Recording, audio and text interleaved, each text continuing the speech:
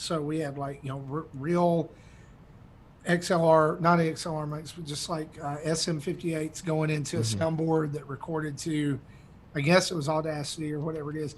And he ripped the loudest fart. I mean, cleared the room. And like we tried to hold it together until we went back in the recording. And it was so loud that it actually picked it up on the mics. And so like 23 minutes in, you just hear this just ear-shattering fart. So I did a stream today of a game, and with Please Sammy. let this be a fart story. Sammy was with me, and he's playing, and all of a sudden he just rips one in the seat next to me while we're streaming live. And he goes, "Excuse me," and he's cracking up a little bit, trying not to laugh. Did you timestamp that? Because I kind of want to go find it now. You know what? I didn't even look because I was just too busy like trying to hold it together. Honestly, I'd give him an A+ for that. If he'd be like, if he ripped one, and they'd be like, "Dad, come on." Yeah, I know, right? Yeah, that would have been awesome.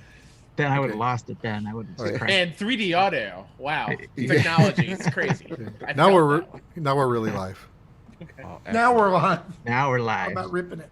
Just at the end of a conversation of farts. Yeah. All right. You Tim, want me wanna to bring us in open this it? week? Sure. I figured you would ask, so I just took my notes. Let's do it. All right. 3, 2, 1. Welcome to Nintendo Dads, episode 281, recorded on May 21st, 2020. On tonight's episode, we talk about Patreon updates, latest Nintendo news, and a little PlayStation talk with special guests Joe and Kyle. PlayStation Trophy Room. Welcome to the show, Jesse. Thank you so Music. much.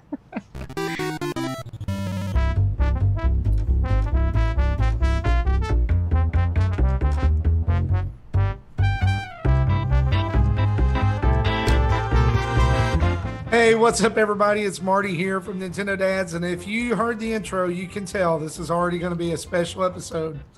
We want to welcome you to episode 281. It's May 21st, 2020, and on tonight's episode, we're joined by Kyle and Joe of the PlayStation Trophy Room. How's it going, guys? Hey, man, glad to be here. And I think, you know what? It's just my presence brings that out in people like me. Kyle, can you agree? I'm so happy to be here, and now everyone can experience Joe on a podcast format. It's truly a treat. For those of you who are out there and you're listening and your parents, we promise that we are not that kind of podcast, and there are no Nintendo nudes here, but there is Nintendo news, and we'll get into that here in just a minute. But joining me from the Nintendo Dads crew this week is one Mr. Jesse Waldack. How's it going, buddy? Pretty good. I spent most of my evening troubleshooting my my daughter's boyfriend's computer. I don't have a girlfriend. Don't tell your wife. Yeah, I don't tell my wife about my This girlfriend. is just getting better and better, and we're only like 3 minutes in. Not even that. Anyway, so because he malwared himself, and it's a mess. So I'm not sure I can kill them all on my own, but I got the big things, but there's still a few small things that are just lingering. Gotcha. Well, you're a good man for trying to fix it. Let's just put it that way. Could have just been like, Yeah. I'm done. Just buy a new PC. Speaking of buying a new PC, Tim Off, how's it going, buddy? I'm I doing don't know good. why that was a segue, but it was. I'll roll with it. I'll roll with it just like I rolled with the intro there, right? So, Right. But I'm doing pretty good.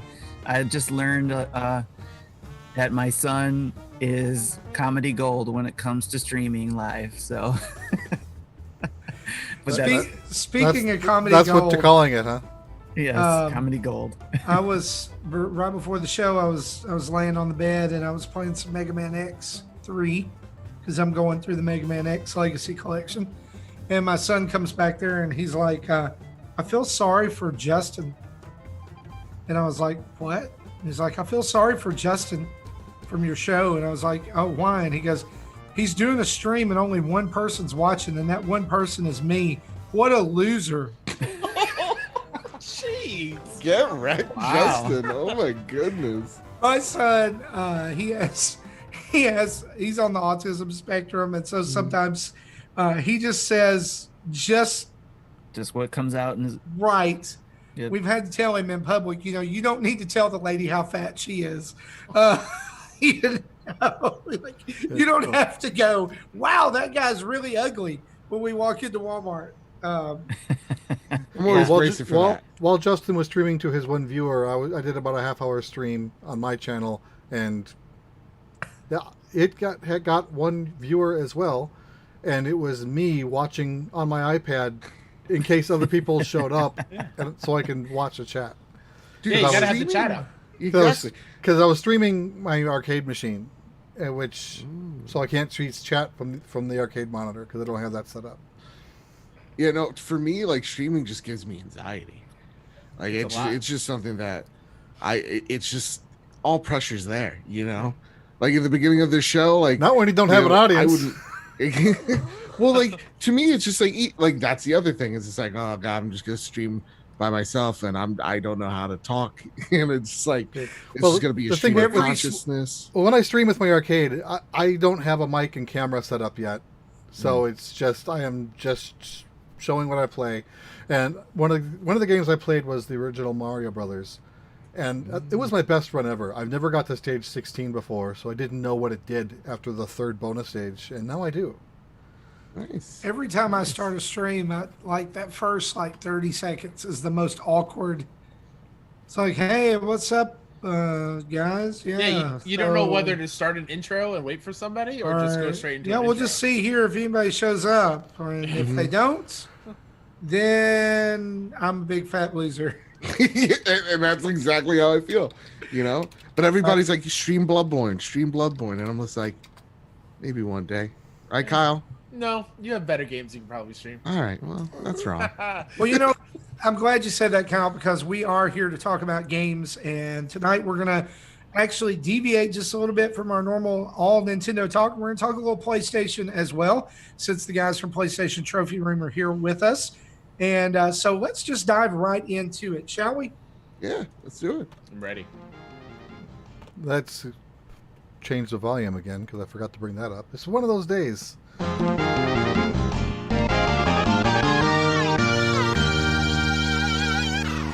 Our news is brought to us each and every week by you guys over at patreon.com/Nintendo Dads, where for as little as $1 a month, you can jump into what Jesse described earlier as the greatest, least toxic gaming community on the internet.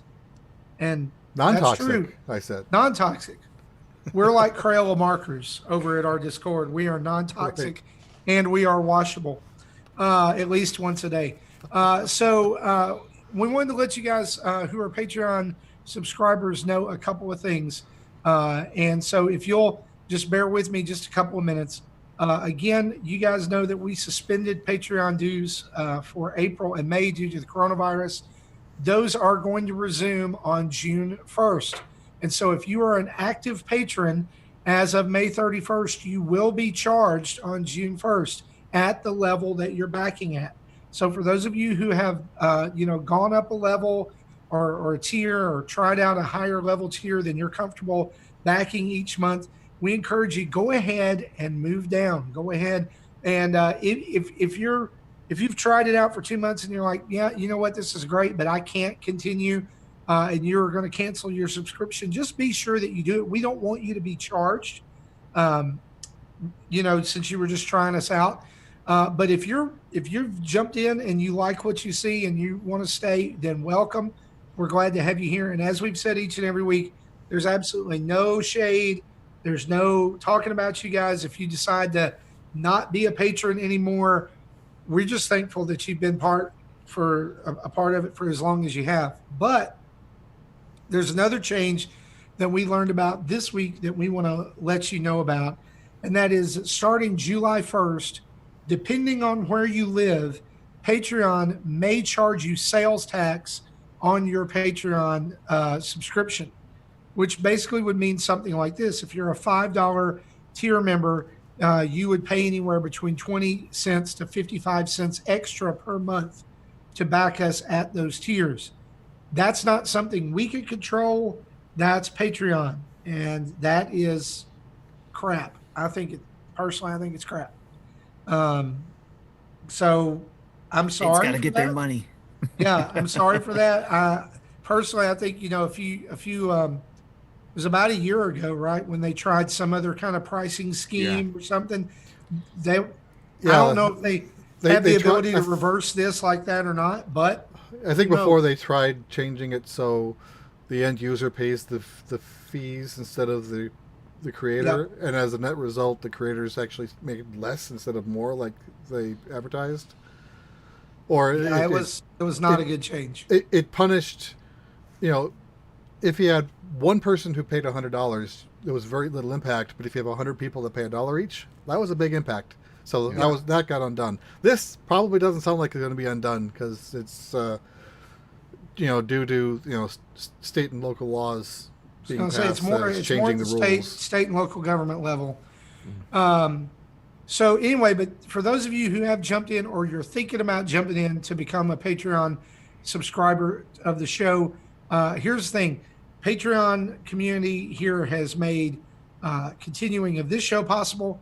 It's made a one spinoff show, The Dads After Dark, possible, as well as the Monthly Mayhem contest, which just wrapped up. We just paid out for Monthly Mayhem this month.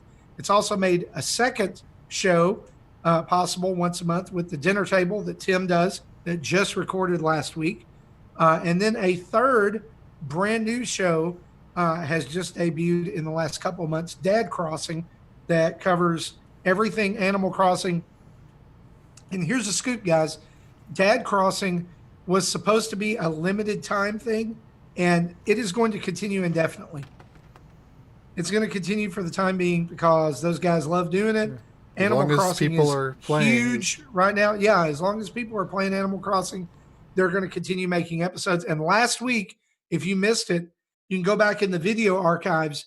We recorded live from the Dad Crossing podcast studio on Nick's Island in his basement of his house.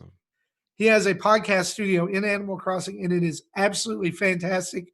And it was chaotic. Was it as good as Gary Whitta's show? Absolutely not. But nothing can be. I don't think that is pinnacle.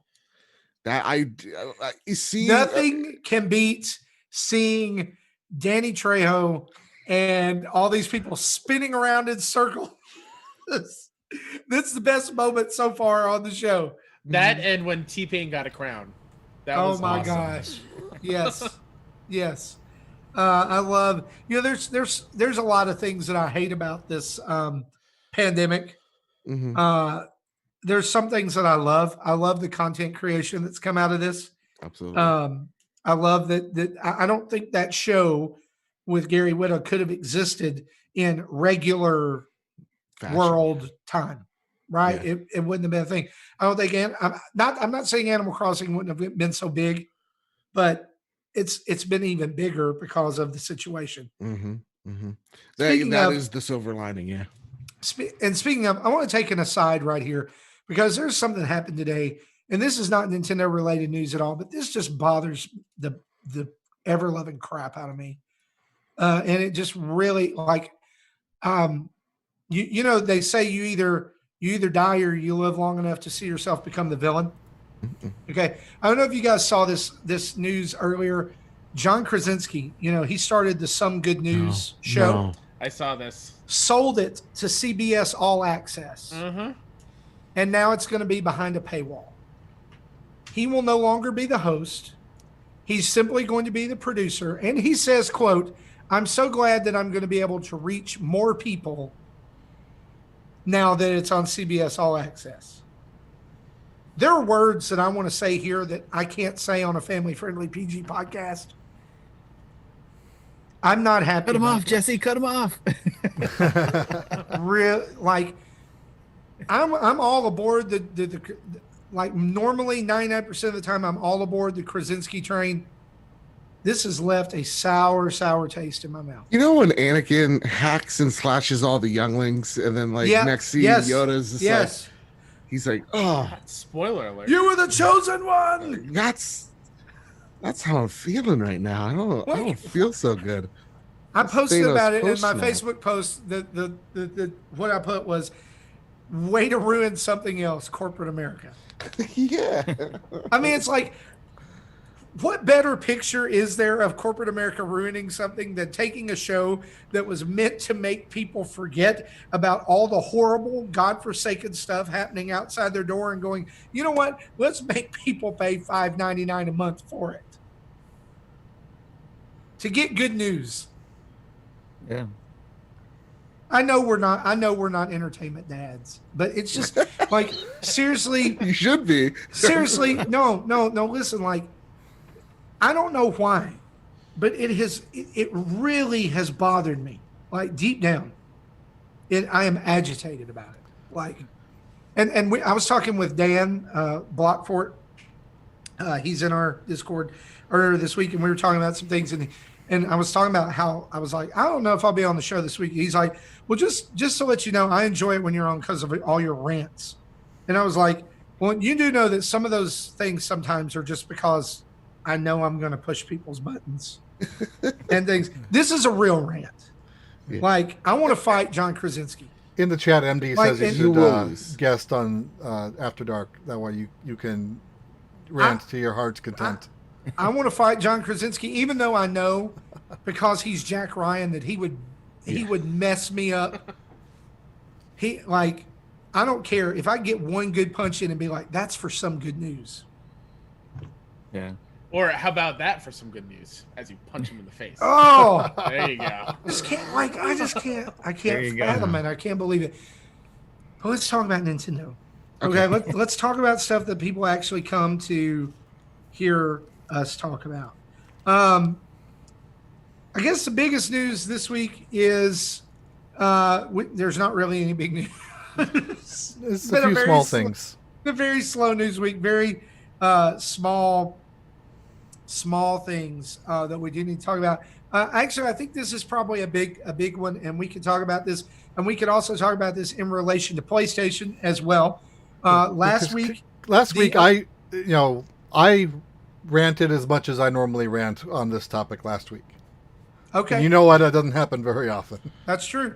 So last week, the Unreal Engine 5 was revealed. It was actually shown, and y'all can correct me here because, again, Nintendo dads, so I don't do as much PlayStation research. I just play on a PlayStation. I'll fact check every it. now and Don't then. worry about it. Don't worry about it. We're here. Shown running on on PS5, right? Mhm. Yes. So the Unreal Engine shown running on PS5, and it was specifically talked about that the Unreal Engine would be coming to PlayStation 5 and the Xbox Series X. Conspicuously, the Nintendo Switch was not mentioned, even though Unreal 4 does NPC run and on, iOS and Android, but Yeah. the Switch wasn't mentioned in either way. Yeah, no, not mentioned.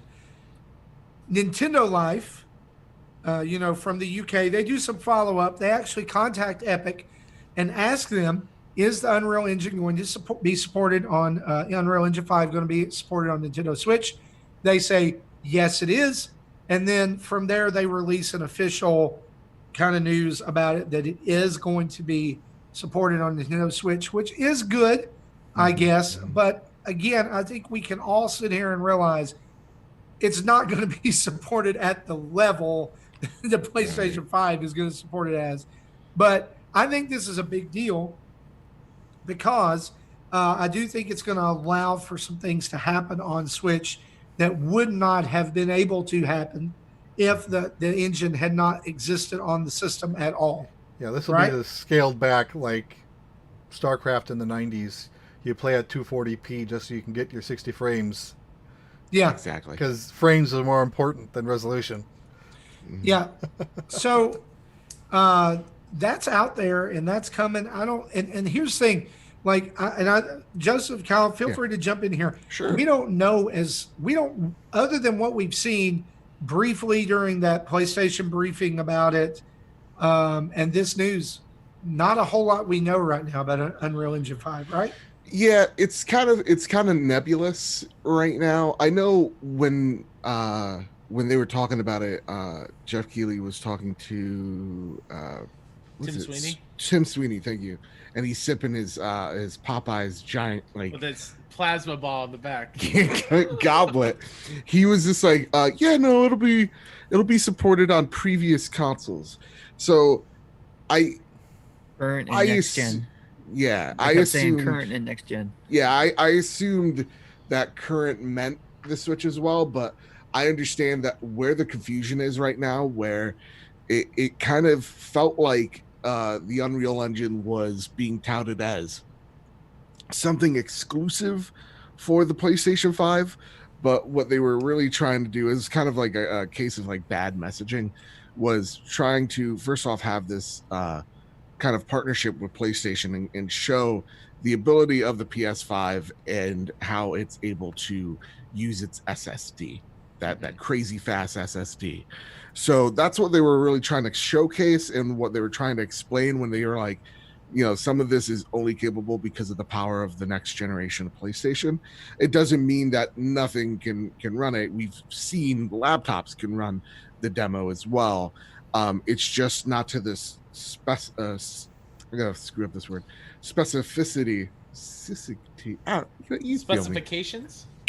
You got it. I'll take that one. There you go. It's just not to that of the PlayStation 5. So yeah, I think what Jesse said is completely right, where they're going to use this engine for the Switch or whatever is after the Switch, and it's going to focus on frame rate rather than the graphical things, the lighting, shooting from your eyeballs type of things that they were showing with the PS5.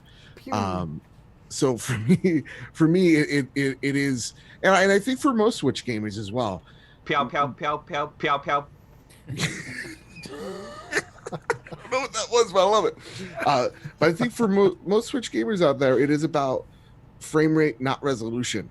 And I think a lot of games even show that. And the Switch, even like Dragon Quest Builder 2, has like frame rate difficulties. So, you know, you're already seeing games struggle getting that 30 FPS. So maybe this is the way for them to. Builders 2, I think, is the most battery draining game I've played on the Switch. That is just a processor hog. Yeah. All the calculations. It does. So do you think, Jesse, that like also maybe Unreal Engine 5 could be something where it's maybe a battery like saver type of thing? Do you think that's where they're using that for? Well, Builders isn't a game that's deep into graphics. Obviously, it's very Minecrafty. So I don't, in terms of pushing, it's not pushing polygons like other games in that Unreal 5 demo we saw was, but it's just doing a lot of background math, figuring out should this water fall, should this monster spawn, and it's doing logic on every pixel on the island down 50 levels every frame. I don't know how it does it. I think the Unreal 5 is mainly going to improve on those sliders we kept hearing about, right? Where it's like, depending on the system it's on, you'll be able to boost up those sliders if you're on a PS5, versus if it's coming over to the Switch, then it's going to be a lower on that slider. It's definitely, as we get into those next, you'll get Xenoblade Chronicles on the Switch down to Xenoblade Chronicles on the Wii. As we get into next gen games, and we're maybe able to have like games that are on both systems, you got to wonder how, like, even now there's that difference between PS4 and Switch. Like, how much are you going to have to slide that slider for the Switch version? Yeah. And I mean, the gap. I still think I'm not like bad mouthing the Switch at all. Like, I think some of the things that, like Panic Button especially, have been able to do have been like nothing short of sorcery on the Switch, with like Doom and other things, and Saber Interactive porting over The Witcher, which like has no business running on the Switch, just to be honest. Like the gap's just going to widen. And what I would love Nintendo to kind of look at, I think, in the future is, like, how do we take some of the, like, we always, I think one of the things Nintendo fanboys like to hammer on a lot is that Sony does seem to borrow a lot from Nintendo. Absolutely, yeah. Portables, move controllers, different things like that. One of my favorite pictures is like after the Switch was released. There's a picture of Shuhei Yoshida like in a trench coat taking pictures of the Switch and the Joy-Cons. Like he's doing like reconnaissance. Like I love that picture for that reason only. Yeah, and he's like, if I wear this trench coat, they won't know who I am. Come on, Shu, we know who you are. We'll think he's a Ninja Turtle instead. Yeah, the thing that I would like Nintendo to do is do a little borrowing back, right? I mean, especially with SSD and things like that, technology. Like, I love my Switch, and it is the best video game system I've ever owned, just for me. But the storage issue is huge still. 3 years in, I have a 400 gigabyte SD card, and I had to delete stuff off of it the other day. Yeah. And I mean, part of that, I mean, I know 1 terabyte time. Well, not yet. No, I can't afford that. Like, I know for me, my situation is different because we do get a lot of games here, and it's like, here's this code, go review it, go do a let's play, whatever. And then inevitably I will save a lot of those games and I'll keep them around. But I'm finding myself buying a lot of digital copies more than I have been in the past. Yes, which is my digital machine. I think I've stated this on multiple shows. I feel like the PlayStation is the only place where I have physical content still, and like the Xbox is my Game Pass machine. My Nintendo is literally everything's digitized there. Yeah, I love it. Kyle, your Vita too. Your Vita too. Yeah, my Vita. Sorry. Get out of here. Joe doesn't own a Vita. Come on. I don't. I do. It's dead. It's dead where it belongs. How dare you? Okay, that's okay. I own 2 then, so I make up for yours because Great. I have a Vita and a PS TV. Sweet. That Same. Two Sean of my kids are Capri borrowing each one, so I says- currently don't own any of them. Sean says Fortnite will be the first Unreal Engine 5 on the Switch. He's probably right. Probably right. That's true. That's Because that was a selling point during the Unreal 5 thing, right? They were talking about how Fortnite is going to be the first like gap where they'll be testing how to bring a game from Unreal 4 into Unreal 5. Yeah, they're migrating it, which is Yes. just nuts to even think of. Right. You know, it's just like migrating a game. How does that happen? They'll figure it out, I'm sure. Oh yeah. Well, they've got to because they got to keep making money, Yeah. Mhm. right? I mean, those money bins, yeah. I mean, that's like, God. Now that you mention that, that's just nuts. How Well, you it's gotta be migrate the a game Chapter from 3 engine to thing. engine?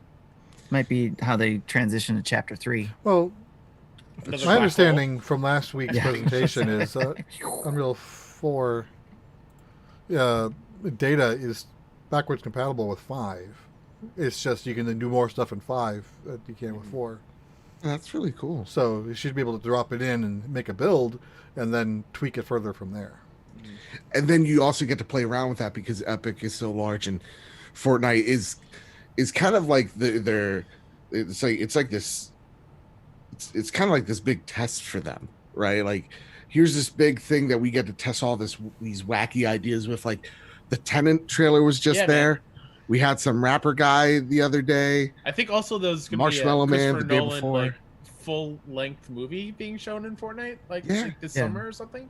Like that's nuts. We had the Millennium Falcon. Yeah. Oh my God, it's the most beautiful. Well, and the thing other ever. things they mentioned too during that presentation, not just gaming wise, being able to use the Unreal Engine in a lot of industries Yeah. for not just movie and gaming or TV and gaming, but Mandalorian.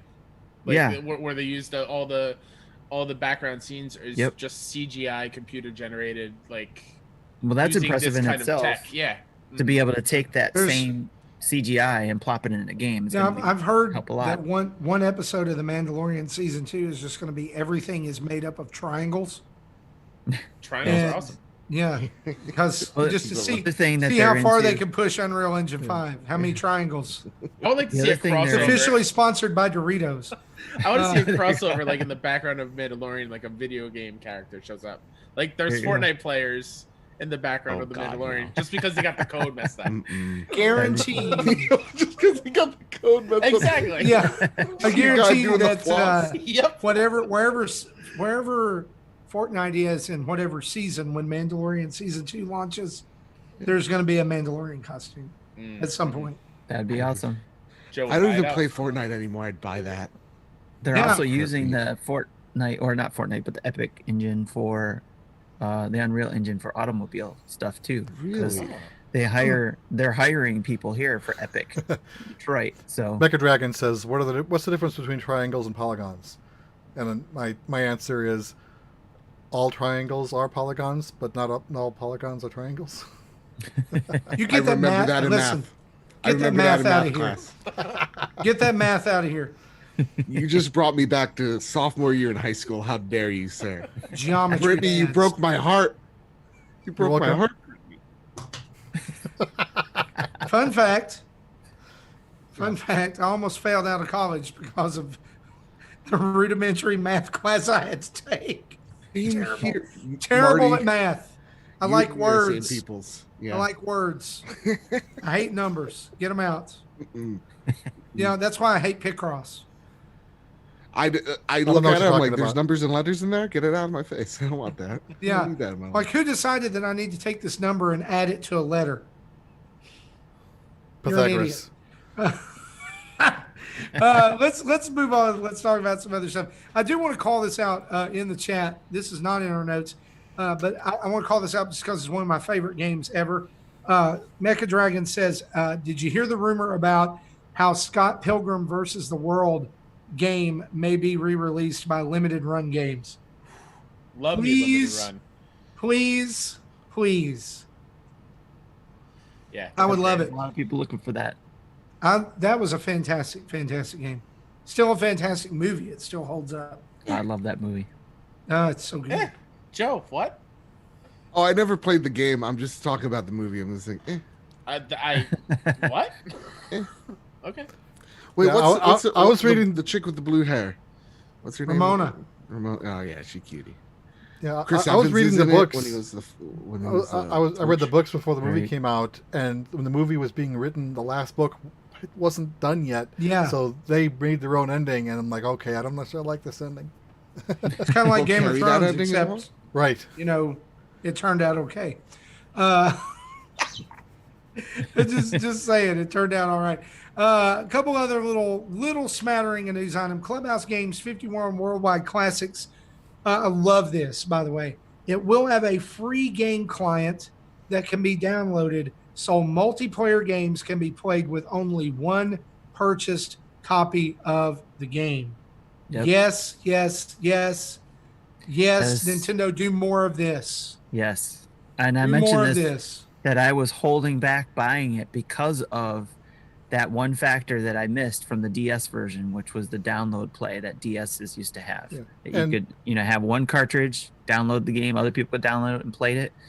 Now that other people can go to the eShop and download the multiplayer version of it to be able to play with you, I went and bought it right away when I saw Yep. that.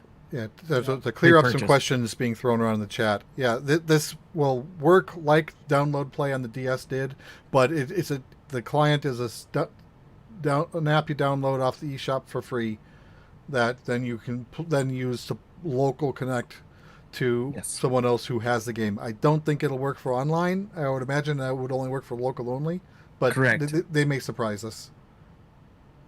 I'm starting to see a lot of games do that, or some games do that. Yeah, Like, there was a Namco collection, or like Pac-Man Versus or something did something Yeah. like that. even like going into like the bigger AAA games like Wolfenstein, Youngblood, right, Kyle?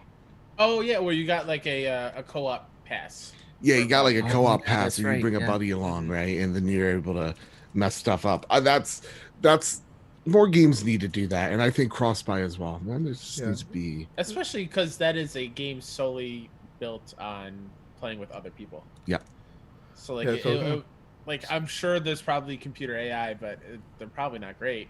You'll get bored real quick. Yeah, it wouldn't be as fun. Yeah. So seeing Yeah, other people talk about this game on Twitter, I've already kind of I told Derek that we should have a GX ND collab playing stream, playing multiplayer, and I also told Roger that we should play some games. Yeah, that sounds awesome. Yeah. To clarify or talk about before we get actually, because we already have in the chat. The story is for the Scott Pilgrim game. Limited run is not the one behind releasing it. Brian O'Malley or Brian O'Malley Lee or whoever it is that did Scott Pilgrim, the actual comics, actually commented on Twitter that he would like to see the game brought back, and Ubisoft responded to that with the thinking emoji. So okay, that might be. Which means absolutely nothing. It means absolutely nothing, but shut up, Jesse, and let me dream. Man, He's everything to Marty. Pilgrim. I'm getting flashbacks to when we record the trophy room and Joe tries to squash my dreams. This is great. Don't crush my dreams. Zach's not here to do it, so I have to. Well, I know. High hopes, low expectations. That's the motto of this show. I mean, it's at least that's what our listeners say every week when they tune in. But yeah, so anyway, Clubhouse Games is out really soon. It's out in a couple of weeks. Next week. Next week, and I can't 2 wait. weeks. 2 weeks still. Is it? Yeah, it's June because 5th. I thought it was. Oh, the 5th. I thought it was already last week in May. I'm like, no, we still have a week and a half left. I Yeah. thought it was Yep. too. We have This 2 weeks. game 2 weeks to go. proves that Nintendo fans, y'all are a different breed. Because I look at this game, I'm like, I got this on my Windows, and it also comes with pinball, Yep. Minesweeper. And And like we're you over guys here see like, Mahjong, and your minds are being blown. $65. Let's go. Yeah, I was like, so yeah, solitaire, I- 65 It's bucks. 50 Top it I, up. bucks. I want come to learn on. how to play shogi. Legitimately, I do. I want to learn how to play that game. I've never even heard of it. It's the Nintendo magic Yeah, behind the game. you're It's like like- that. it's like look, Japanese I've got chess. solitaire on my PC, and we're over here like, look at that footage of that subpar air hockey game. Oh man. It's Play the tennis. Nintendo magic. You don't get the Nintendo magic on your PC or your, PC game versions of that or your tabletop version. It just blows my mind because we have like right now, if you look at the Twitterverse, which I don't recommend, but you look at it for just a second, you see Xbox fans and like PlayStation fans, they got broken bottles to their throat. They're like, let's go, whose machine has more teraflops? And then in the you have- corner, there's Nintendo people playing Chinese checkers. Exactly. Well, Nintendo people are over here like, we got 51 games on one card. well, the joke we made last week about the Unreal 5 announcement was 2 days later. Origami King was announced, so we have a billion triangles on a screen compared to an Origami Peach. Nintendo then- literally says like, oh, you like triangles. Yes. I saw There you I go. saw, I saw like the most picture perfect tweet a few days ago. I wish I could steal it. I really do. Well, now with the new Twitter thing, you can. But like, it was like my plans, and it was the screenshot of like the PS5, Unreal, all the triangles screenshot, and then it goes 2020, and it's Princess Peach Origami. I saw that one too. Yeah. That's hilarious. Yeah, That's I do want to let's move on. Let's talk about a couple of other little things here. I do want to fly over this one because this is something I personally am excited about. Lego Super Mario. I was hoping you'd be is- able to talk about it because I know nothing Yes. about this, and I don't care listen, about this. I've already watched the trailer for these little things a couple of times. Lego Super Mario obviously is coming out August 1st. Pre-orders for it were completely sold out until they made this announcement. I was actually able to hop over on the Lego's website and get in the line and get a pre-order for the Adventures with Mario starter set that I guess was already available. It's the one that you can build the Mushroom Kingdom. You can build a course. Comes with Bowser Jr. and all that stuff. But they're now going to be making power-up packs, which are and actually the designer of these things described it this way, is an outer shell that you can slip the Mario figure into and he gets a power-up. So you can turn him into Fire Mario. That's cool. The first assortment is Fire Mario, Propeller Mario, Cat Mario, Tanuki Mario and Builder Mario. And each one of powers does Builder give you? So the fire, of course, Fire Mario will let you throw fireballs by like shaking the Mario figure like forward, like he's Oh my God, this shooting is a so fireball. It's like we remoting. The- Boop, boop, boop. The propeller one lets you take, and all of this is motion control, which I think is really cool because it shows off more of what that internal Mario figure is going to get to do. You take the propeller Mario and put it up in the air and like weave it back and forth like this after you touch a propeller block, and it gets coins. Like you can hear the propeller sound. The Cat Mario can do. I think it can like climb walls and get coins, like off the course. Mm-hmm. And then the Builder Mario does a stomp, and when he stomps on certain parts of the build, it knocks coins out and adds to your score. I actually really like this, guys. So, oh my God, Builder Mario looks like he is a shady dude. Yeah, he does. Like So I really like this. I'm known as the guy who's gotten his first death threat on YouTube because of Labo. Okay, that's where my claim to fame is, guys. And seeing this, you would think, Joe, you're gonna hate this. No, this is super cool. I just don't like the presentation they got going on. Like the first 2 seconds, if you go on the official like Nintendo site and you mute the volume, this guy, they have this slow zoom on this guy's face. His eyes tell a story. Like he's hiding a dark secret, and I'm just don't want to find out what it is. But other than that, like everything looks really cool. Like I really want the Cat Mario for my sister-in-law because we actually named the cat Tanuki because of the Tanuki suit that he wears in 3D World. So this is super awesome. And you guys are dads, so your kids are gonna love this. Yeah, man. so like the whole thing with this is like I love Legos and I love Mario. So this is like I don't think that I'm actually gonna like buy this and like my son's he's 13 now. And again, he's a little bit like maybe he's 13, but there's still parts of his brain that are like 11. So he still likes to play and stuff. So he's super excited about this. That's one of the big reasons I want to get it. I don't know, like if it weren't for him, I don't want to get it and like play with it, but I want that Mario figure so bad. Yeah. Like I love the aesthetic of it.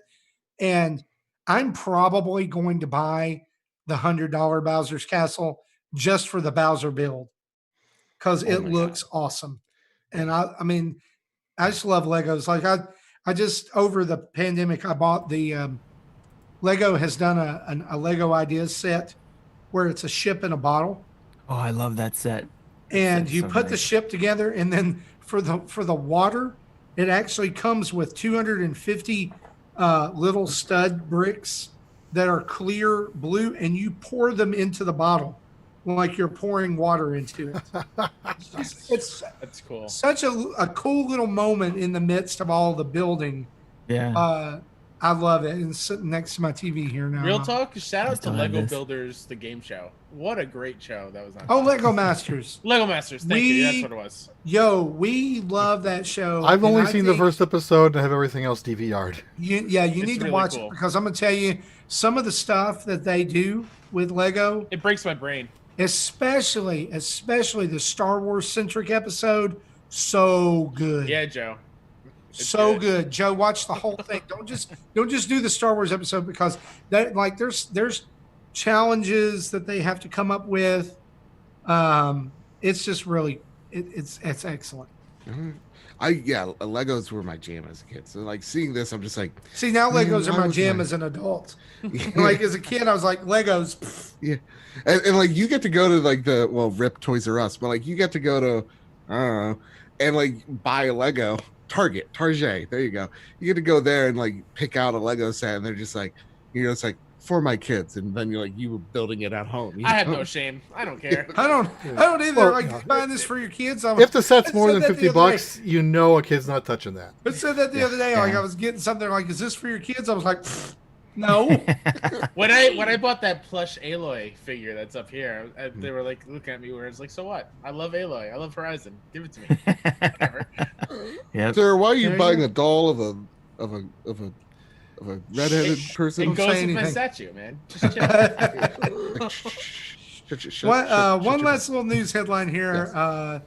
Pokemon Go, that's still a thing. It's out there. It has scheduled server downtime June 1st from 2 p.m. to 9 p.m. 7 hours of server downtime for Pokemon Go.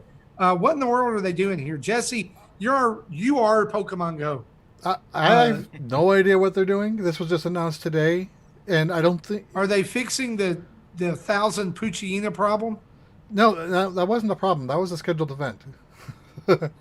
and my joke on Twitter is, if you guys let me do Pokemon Go news, you probably would have known this. That's true. Burn. That's true. I didn't do it. Pokemon Go question. Amidst the pandemic, the whole point of Pokemon Go is to go outside, right? Yes. How is it still a thing during the last couple months? They have made changes to the game to allow more social distancing.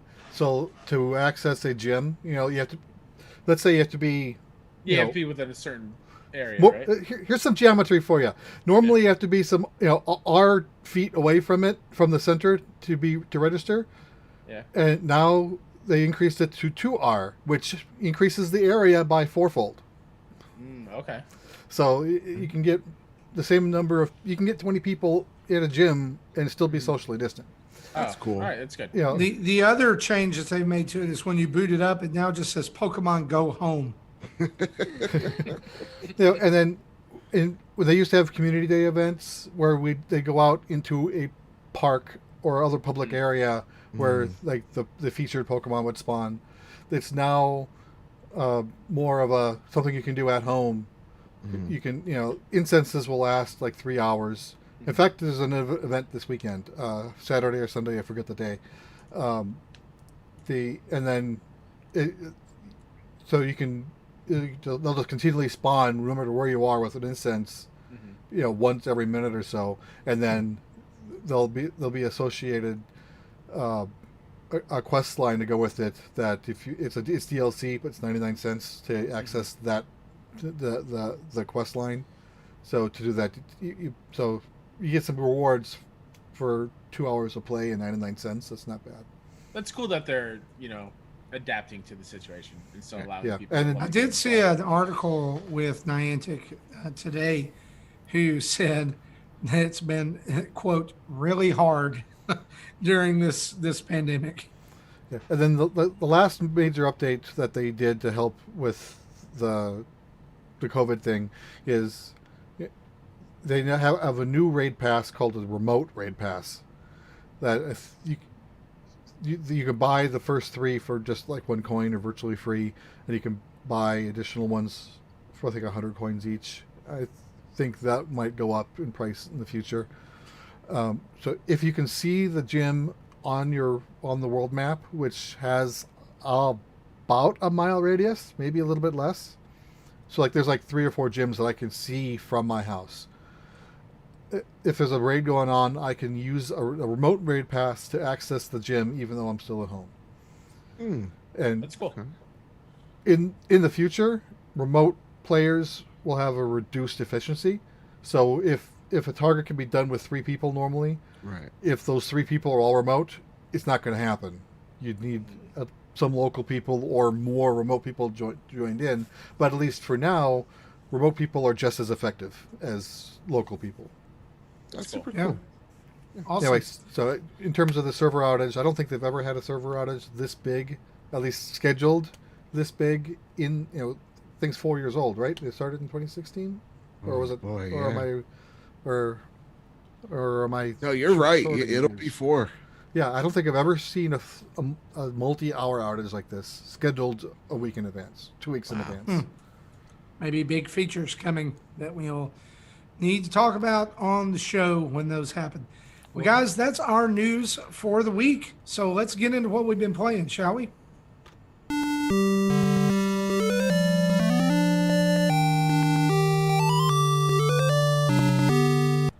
And Joseph and Kyle, as Nintendo Dad's tradition, guests always go first. And so, Kyle, we'll start with you since you're at the bottom of my screen. Sweet. What have you been playing lately? Oh man, I've been playing a gem of a game. Let me tell you, WWE 2K20. Oh, come on now, boy! Let me tell you what, Dusty Rhodes gonna have to come out here and hit him with the plunder on the WWE 2K. You done released them. I didn't realize that. Tell you what, I'm gonna have to call up Sapphire, tell about the blue collar working man. Oh, it's so good. It's so good. Unlike the game, which has problems. It's got big problems. It's man, the clipping through the ropes is weird. I've never had that happen to me. Oh, it's happened multiple times. I really just wanted to play it because of the career mode, because I love career modes in wrestling games and sports. And I played this one. Are you talking about the my career storyline, my player? Yeah, it is so weird. So let me tell you, God, it's so bad. There is a wrestler who gets fired for 6 years. He then comes back after 6 years away with a full metal bionic arm. No, and it's not just a metal bionic arm. It's like an Unreal 5 triangle party bionic arm. Like it's all like it's like gold plated and it's like moving around all like.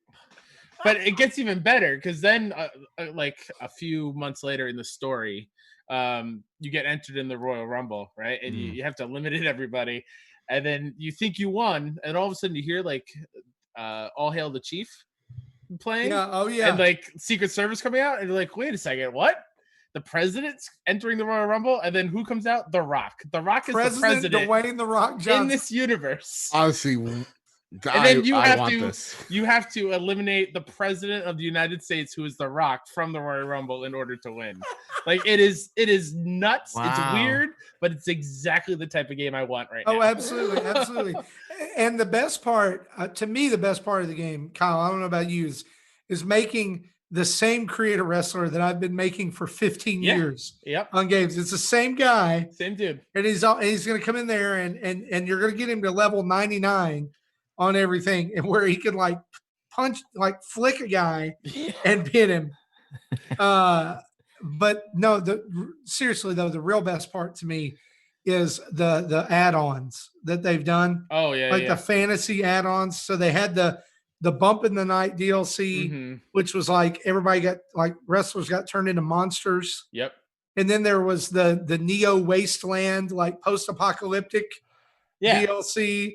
And then there's the 80s wrestling DLC where like it's the Southpaw Wrestling Federation. The fake federation inside. Yeah, and they've all got like big hair and neon tights. It knows what it's fantastic. At least.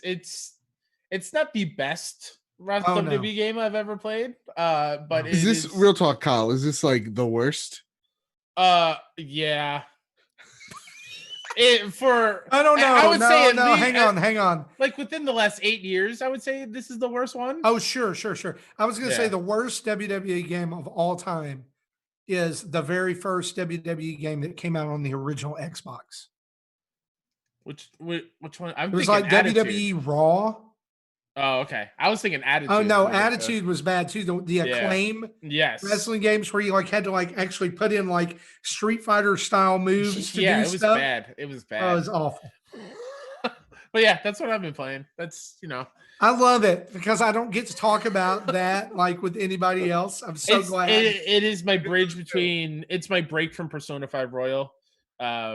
Which I love. I just need a little break from RPGs. And Kyle, look, I know you identify with this. I love how every person in the career mode, and you're not going to understand this if you're just an audio listener, every person in the career mode, when they turn and look at you, is like this. Oh, eyes wide open. This is any emotion. Like, I'm happy. I'm sad. The best part is when they go into like the announcer and like in crowd, like before you come out, and he's talking, but no noise is coming out of his mouth. His mouth is moving, and there's no crowd noise. It is silent. For those of you who've not played this game, let me give you an example of how bad the glitches were when they launched the quote fully complete game. Wrestlers would enter from the back, and their hair would be floating 2 feet above their scalp. No. Yeah, it was bad. Yeah, It was like Assassin's Creed Unity with no face. It was just the eyes and the mouth. Ooh. yeah, It was bad. They're floating up here. Yeah. Haunted. I'm just counting down till Maneater, which finally shipped. But I won't. Is this get it just till the Switch June version 2nd. doing that, or did all versions do that? All There's no versions. Switch version of 2K20. Oh, okay. They killed 2K on the Switch after 2K18 Yeah. because everything ran like someone had poured molasses. See, I knew that wasn't 19. I wasn't sure. Didn't Or maybe it realize was that- 19. I don't know. But here's the thing. Yeah. That game was legit on my like backlog of games to finish, just to finish the career mode, and now I'm kind of done. Oh yeah, I'm I'll done. play it with my son because he wants to play like 2-player. He's like, I can beat you. My nieces enjoy Not watching showing. me play, so I'll probably keep it around. And yes, I do play as the American Dream. You have to. You have to. You have to get him out there. Oh, it feels good. Feels Yeah. good. I'm Kyle, seeing, we like- need a soundboard on the trophy. I was like, no, you don't. that was where you heard the pew pew pew pew. We've got tons of stuff. I mean, I love it. yeah, hit them up, Jesse. Keep on going. You know what to do. Please understand. I love it. I love it. Okay, so Squirtle? Joe, what you been Squirty? playing? Yeah. I've been playing 2 games. I do need to bring this one out. Right, last week or this week has been a big PSVR like week for me. I think the biggest since like last year even. Like I dusted this thing off and I've put a lot of miles on it. Just so like far. what? Blood and Truth, probably. Yeah, Blood and Truth, which is a fantastic, not for the kids game. That's a kid check. That's a kid Kids check. when you're older. All right. That's what for Joe the told us. dads after the kids went to bed, or dads Exactly. and moms after the kids went to bed. You know. Dad's after dark content. This one, Yes. kids, you can join in if your parents allow it, and that is Iron Man VR demo just came out, gang. Oh yeah. And Kyle, I played it at Comic-Con, so I already know. you were over the moon about this game, and I was It's just real I'm cool. still seeing it. I'm just like, It's real I don't cool. know. I think you're lying to me, Kyle. I think you're overselling it, guys. This is your Iron Man. Like whatever you've seen Iron Man do in the movies, even like like the quirks and whatnot, or him being all witty, it's there. Like how you actually navigate, because the level design is ginormous. Like it's really big for a VR game, and it's trying to get you not to explore, but to constantly move and shoot and fight evil robots. And what you're doing is actually you put the move controllers, which it's move controllers, not like a regular, controller laying around, but you actually put them behind your back like you're about to Naruto run. That's for the younger parents out there. You guys get it. Just look it up. Yes. Look it up. It's a GIF. You're going to laugh. You're going to be like, what is this all about? You get it. And then you actually press the triggers down, and it's like you're flying an Iron Man, like how he's flying normally. Yeah. So you're controlling it, and you kind of have a sense of what to do because you've seen Iron Man in the movies. Yeah. And so Right. how you're moving is how Iron Man would move. Yeah, if you want to go Is- left, you put your right arm up and let it boost your left, right? Yes. You put left arm up. It's great. I'm still really bad at turning, but like I don't like this is how you go down. You put your arms up in Yep. the air, wave them around like you just don't care. Well, actually stationary. And it is fantastic. Like I can't Can I ask you how this demo started? Because I haven't downloaded it yet. it's literally they're just like, all right, Does it boot up in front of you? yes, you Okay, boot up good. the masks on your face and you start seeing the world around you open up, and you have like Friday talking to you, and you're like, you're not Jarvis, but I'll fine. And you hover. It teaches you how to hover first, and then teaches you how to fly, and then it gives you the logos as you're going through. I think it's Malibu. Yeah. Right. And then they give you the first level after they teach you how to fly in basic combat, which is your it could be repulsor worse. blasts. If, you said you'd rather have Jarvis. It could be worse. It could be not Tony. That's true. Oh. Actually, why do you hurt us like this? It's still too soon. But you're actually like the first level, like your plane's getting shot down, and you need to rescue the plane. You need to make sure it's not. And I think it's like it's supposed to crash in Los Angeles, so you're trying to maneuver it so it's crash landing somewhere where there's no populace. So you're actually like fixing the engine with your hands. You're fixing the wing, like the landing gear stuck. You got to like remove that while you're fighting all these drones that are coming at you. And it is again, this is why VR is so awesome, because when you look at it, like if you trailers do no justice, you have to put this thing on your face and really experience it for yourself, because it gives you the immersion and the fantasy of like, yeah, I'm Iron Man. This situation's insanely real. Even with like Batman, it's like I am Batman. Like in Batman VR, you're putting the cowl on. First time I took the cowl and I put it on my head, it's like, oh my god, I got chills. Yeah, I'm like this is responsibilities. Reaching down, grabbing the Batarang and throwing it. Oh man, it's great. And for me with Iron Man, I was like Ron Swanson when he sees little Sebastian. I was like literally every time I'm like shooting a drone, I'm like, ee! Like I'm putting up this childish like yeehaw type of noise. It's just so much fun. Like I walked away convinced that this is one of the best PSVR games just out there. And it's just a demo. And it's just a demo, just 20 minutes. And here's the thing, Kyle, man to man, okay? Ready. Everybody else, they're not even here right now to me. We have a fantasy league on the trophy room. Yeah. I did not think Iron Man would score this high. You but think like, it's going high? I think it's going high. Okay. I'm looking at this game going, it's at least a 9. To me, so right Jesse now. and Marty, they set up a fantasy. You know how there's fantasy football and fantasy baseball. They did a fantasy publisher developer. That's what we're doing. Yeah. And I missed out on it. I missed out on it, but you draft games, and based on their open critic score is how many points you get. And I'm number 2 on the league right now. I think Famous Seamus. I think it's Famous Seamus is number 1. Yeah, because Bland is number 1. He had Persona 5 Royal, and that's like a 95 or something. I'm gonna drop down. I know it, but at least I'm gonna beat Antonio Guillen because he sucks at everything. So here's the thing: like as you're sitting there and you're talking about this game, which is again just a demo. I'm over here like listening to you, and I'm like, I've still got some stimulus money. Hey, you know what? There's a bundle with Iron Man VR bundled with the headset when it comes out on July 3rd. As long as you have a shut up. Yeah, man. I don't want to spend money, Kyle. Shut up. Now's the time. You get Beat Saber, you get Moss. Out of all the games that have come out for the VR system, I've been eyeballing it, and it was actually I had it pre-ordered the day 1 pre-order when that was coming out, but I had to let that one go in order to get the Nintendo Switch, unfortunately. So but then I'm still eyeballing it, and now that Vader Immortal's coming out, I'm like, okay. I'm also looking at the stimulus money. Also, just real quick, there's a rumor this weekend is Sony's Days of Play, and they're I think in the Germany version there is a VR bundle, probably discounted.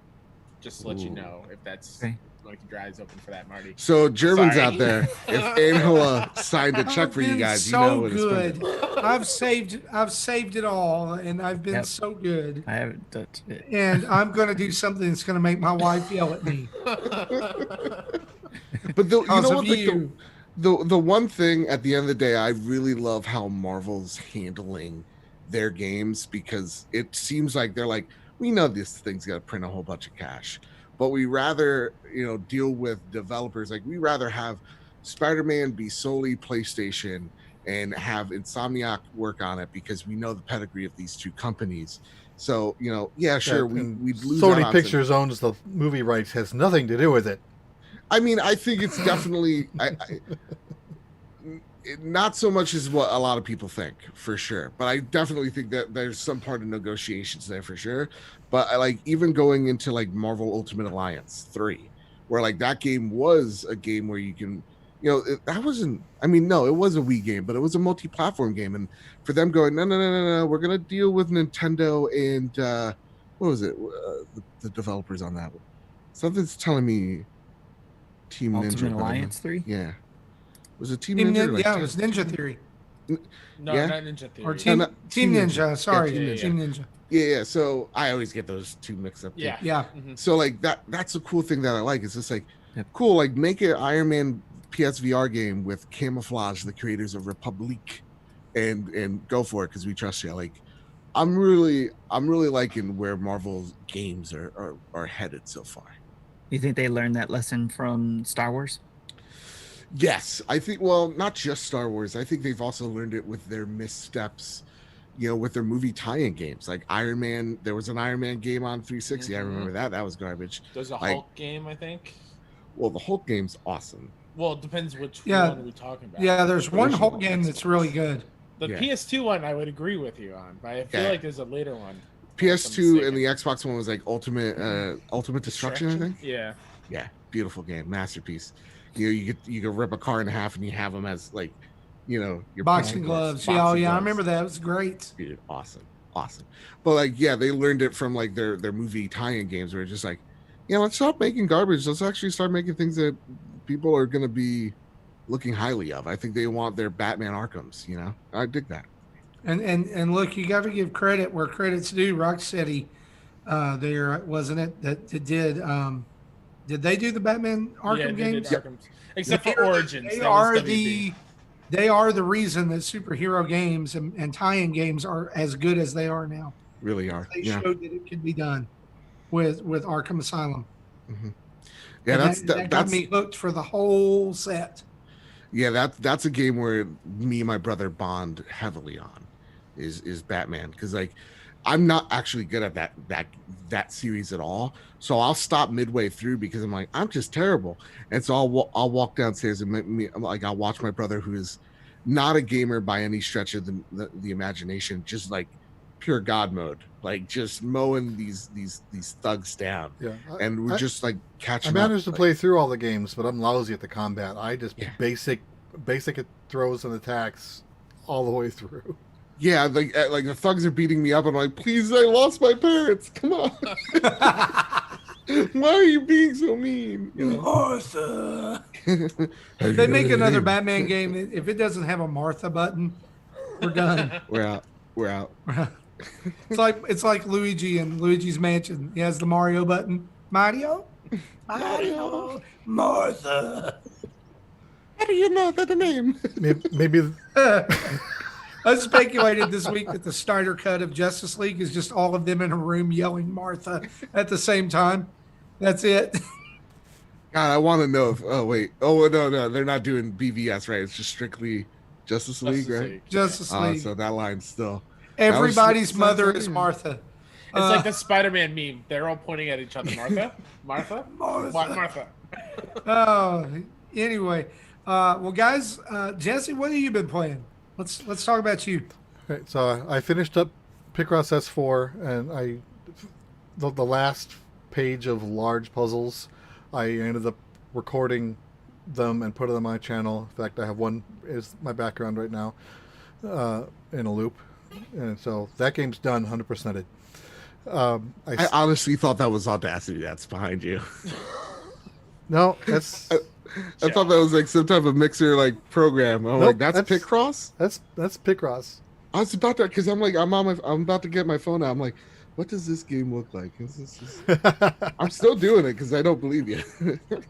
Okay, then I started playing Atari Flashback Classics. I talked about it last year.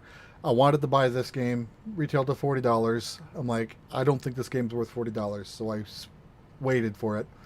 Then GameStop had it available for $20, and I wanted to buy it, but it was plus $10 shipping. And I'm like, no, still too much. And the price went down to $20 digital, so I picked it up. And what I'm planning on doing with this is kind of similar to what I did with the Picross puzzles, is I want to do a series, and this will be on the main Nintendo Dad's main channel, of me playing every game in the series is on the game in the game. It's 150 games total. Some ranging from 2,600 games, arcade ports, 5,200 ports, and some are like doubled and tripled up But so I've so far recorded one episode, and I'm going to go in alphabetical order. So the first game was 3D Tic-Tac-Toe, and I have no idea what I'm doing, and it's obvious when I release that footage. The computer on the easiest level just handed me, and there are 7 levels of difficulty higher than what I was playing. Damn. I'm looking at Picross right now, and it's like I'm looking at binary. I'm seeing a bunch of 1s, 0s. Elon Musk's kids' names there for some reason. I don't. This is crazy. All right. So, this weekend, I'm going to see if I can get more episodes recorded, and once I have them backlogged, then I'll start releasing them. And thanks to Tim to set up a thumbnail for me that I can just quickly edit out the name, episode number of the name, and make them quick thumbnails with that. Then, speaking of Tim and I last night played Panel Upon, which was new as of yesterday on the Super Nintendo Online service. I had played the game before in other forms, more specifically the Pokemon Puzzle League on N64, and he has never played it before. So he played on his own before we grouped together. I played a few games to show him what I was doing, and then we tried playing two players with some handicapping going on. And we think we found a good balance of where he had a chance to win. Yeah, he had to put himself at level 8, and I had to put myself at level 3. Anyway, so we got the Japanese version of Panel Upon because when it was originally released in North America, it had the Tetris Attack name, and Nintendo probably doesn't want to spend money on the Tetris license to do that again. So we got the Famicom version, which same gameplay, just instead of saving Mario characters as Yoshi, you're saving fairy characters as another fairy. And I can't read anything because can't read Japanese. But that's you don't need to know how to read to play the game. Cool. And then finally, as I said last week, I picked up Animal Crossing, so I'm 2 months behind everyone. But I've been playing every day. I had a 440 bell sell-off day last week on my island, and then I was able to buy with that money from that. At that time, I didn't have any turnips, but I opened up my island to the patrons who wanted to come to sell off, and just from that alone, the tips they dropped off, of which no one had to. I didn't say anything about it, and I would have been perfectly happy to not receive any, but they gave me about 1.6 million in bells and tips between everyone who's hopped on. So that's super generous. That's awesome. So I was able to. So I paid off one of my loans. I used about 600,000 bells in turnips this week, and was able to turn that around to about 2.5 million when I sold off on someone else's island. So that's I wish that was a real thing with turnips in our world, right?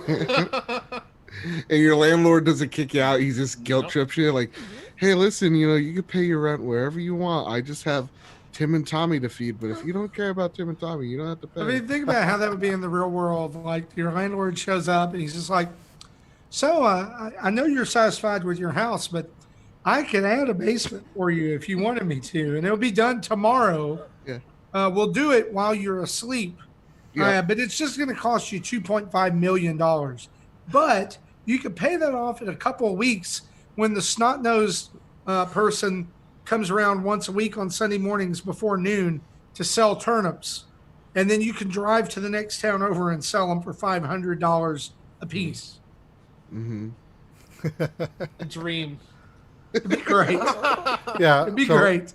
So my wife knows, best through memes and conversation, she knows of Animal Crossing and knows about the turnips things, even though she hasn't played the game herself.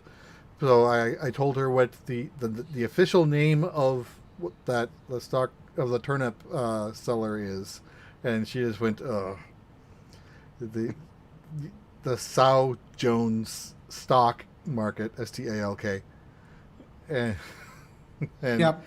Isn't all that the puns, perfect? Yeah, all the puns. I love it. I wish that's how stonks worked in real life as well.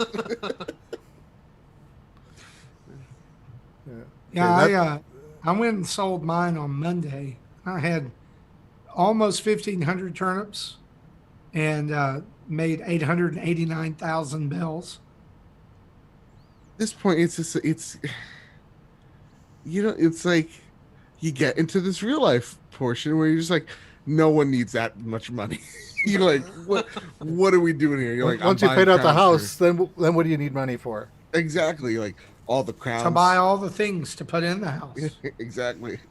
Right? That's the thing with Animal Crossing is like you buy the house. This is what happened to me.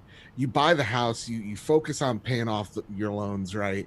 And then like you just have this empty house full of junk. And it's then I'm living real life because like that's my room. That's why I stopped. Art was imitating life way too closely. Yeah, it was getting like an episode of Hoarders instead of like. I have real life debt to deal with. I don't have to deal with turnip debt. Like, no, Exactly. get out of here. You know, At least- we've not talked, like we were on the Dad Crossing set last week, and I meant to ask this and forgot about it. Mhm.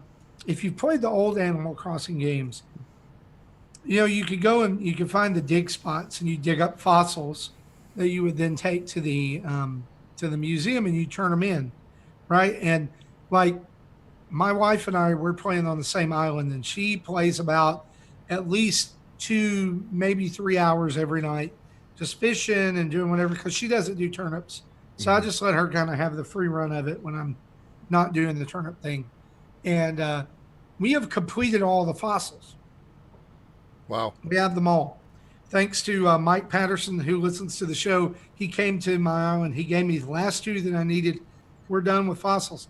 But in the older games, you could dig up these robot things called gyroids. And they would make these weird noises and like jerk and make like dances and stuff. Where are my gyroids? I'm guessing that'll be a future update. Just like honestly, they added. Every Animal Crossing game I've ever played, my basement has become like gyroid storage. And I would just go down there and set them all off. So there's like 20 of them down there, and you walk down the stairs and it's like,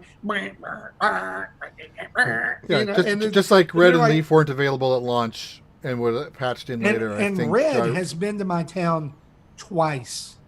He's been to my town twice already, and I completely forgot about it the second night, so I didn't check his ship to see what he was selling.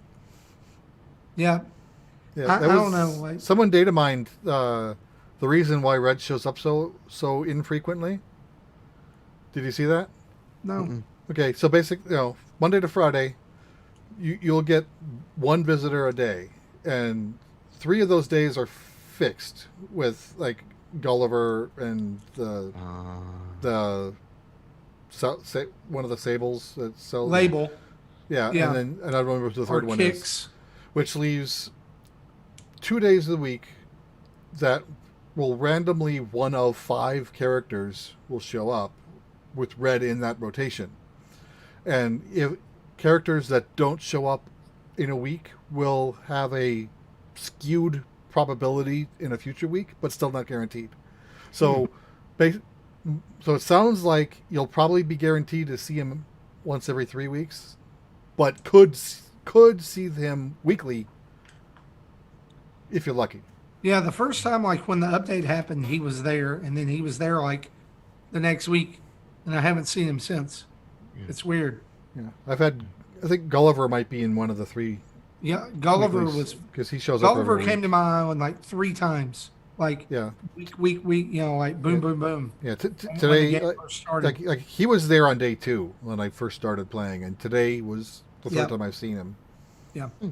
Joe and Kyle, do you guys play Animal Crossing? This was my first Animal Crossing. Yeah, same. And I was real heavy into it for about the first week or 2, and then I couldn't take it anymore. It felt like I had so many real life chores to do that doing chores in a game just wasn't fun to me. Yeah, at the time. I'm kind of limiting what I do. I'm not trying to do everything. Like I'm not if it's in the shop, I'll only buy it if I think I have a use for it. I'm not buying everything for the sake of buying everything. I'm not going to be one of those catalog collectors. Kyle, you're not a fan of Job Simulator for PSVR then? I actually love those games.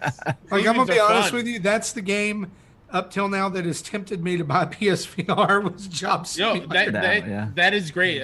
Vacation Simulator is awesome as well. So I'm going to treat this kind of like story mode. You know, all the stuff that Tom Nook has me do, you know, to enhance the island, to upgrade my house. I'll probably do all that. And once I've done all that, then I'll probably stop because story mode's over. It goes into sandbox mode, and I don't care. You know, very much how I played Dragon Quest Builders 1 and 2. The story was great, but when I get into sandbox mode, not interested. Yeah, I also felt like I missed like a day or two when I was real heavy into it, and everyone I knew was still playing, and I felt like I missed so much that I just I just felt like I was playing catch up. Yeah, and I was just like, I have to put it down for a little bit. I'll probably go back eventually, but can't keep up with the Animal Crossing game. No, absolutely not. Okay, Tim, what have you been playing, bud? Well, I'll start with Animal Crossing since you guys are talking about that. I actually rolled credits this week on Animal Crossing, and I actually been playing. Speaking to what you were saying, Kyle, I felt that playing it too. And usually when I play games, I play at my own pace. I'll give you a good example. Breath of the Wild was one. Everybody's playing that game to death when we got the Switch, right? So I wasn't keeping up with everybody, and I was playing at my own pace. In fact, I still haven't beat that game. Yeah. But that's normally how I play a game. Is I'll play a game and only that game until it's done.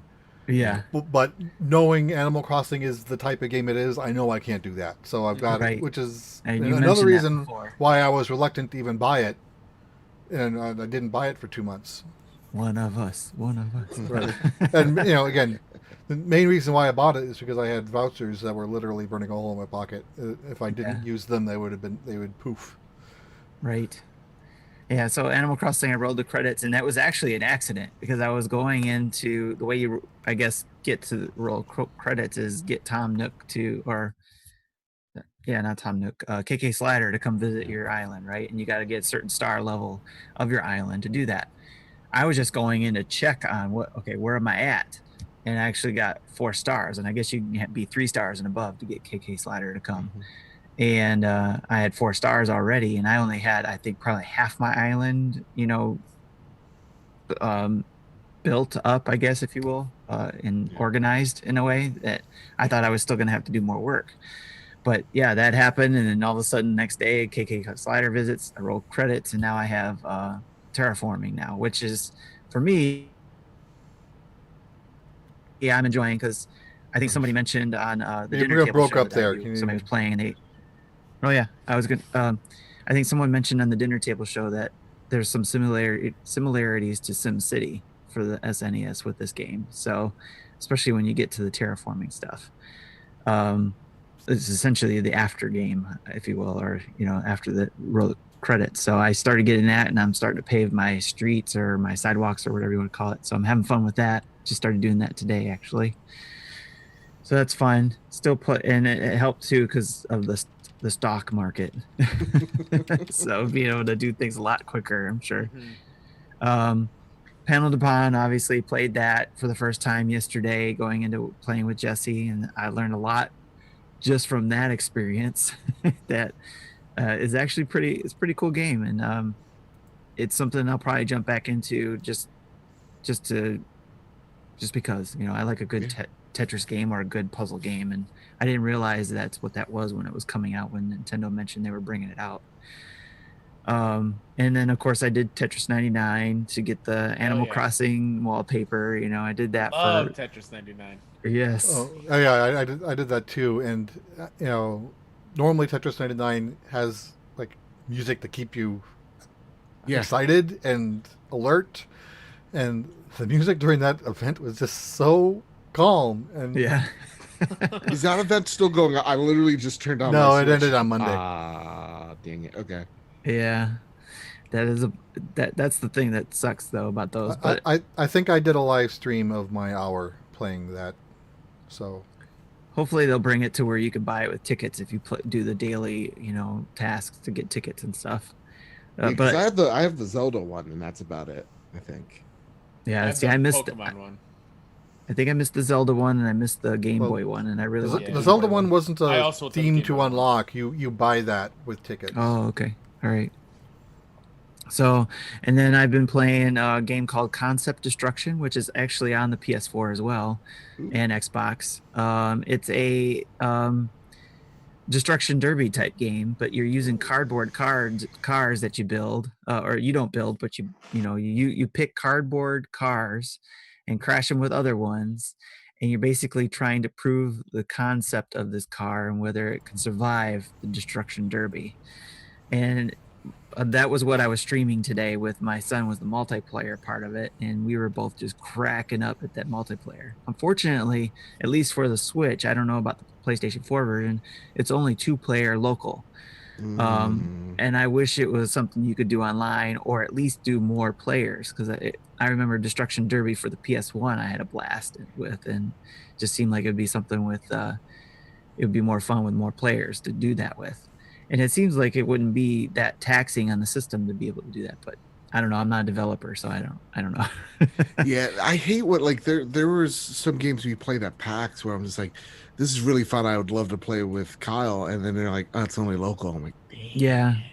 I mean, it's fun for me and my family, at least my son and I. We were, like I said, having a blast. In fact, we were cracking up so hard at this glitch we found, where if you tried to go after a car and you miss it and you went straight for the wall, you would go halfway through the wall and just be sticking out of it, like going crazy trying to get out of it. And then I told him to try to hit me to get out of it, and I was doing something on my Joy-Con, and the car went up the wall halfway inside of it, and he missed me because it went up the wall. And then I sent a screenshot or screen capture of it to the developer to let him know, hey, I don't think you want this to do this.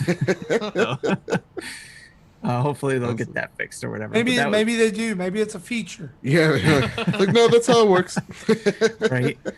So, and then I want to call out a couple things that I thought was really cool too, and some games that I bought that I haven't played yet, but I'm hoping to get to.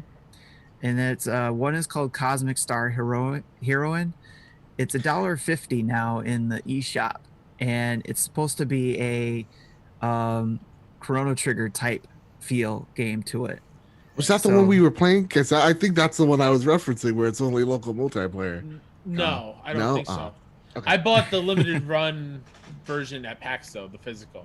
Because I've wanted to play that game forever. Yeah. I haven't touched it yet, but like I've heard some good things about it. I also picked that up for $1.50. I think normal price was $15, so like 90% off. Yeah, it's normally $15, and it was for $1.50. So I was like, I'll grab that and backlog that.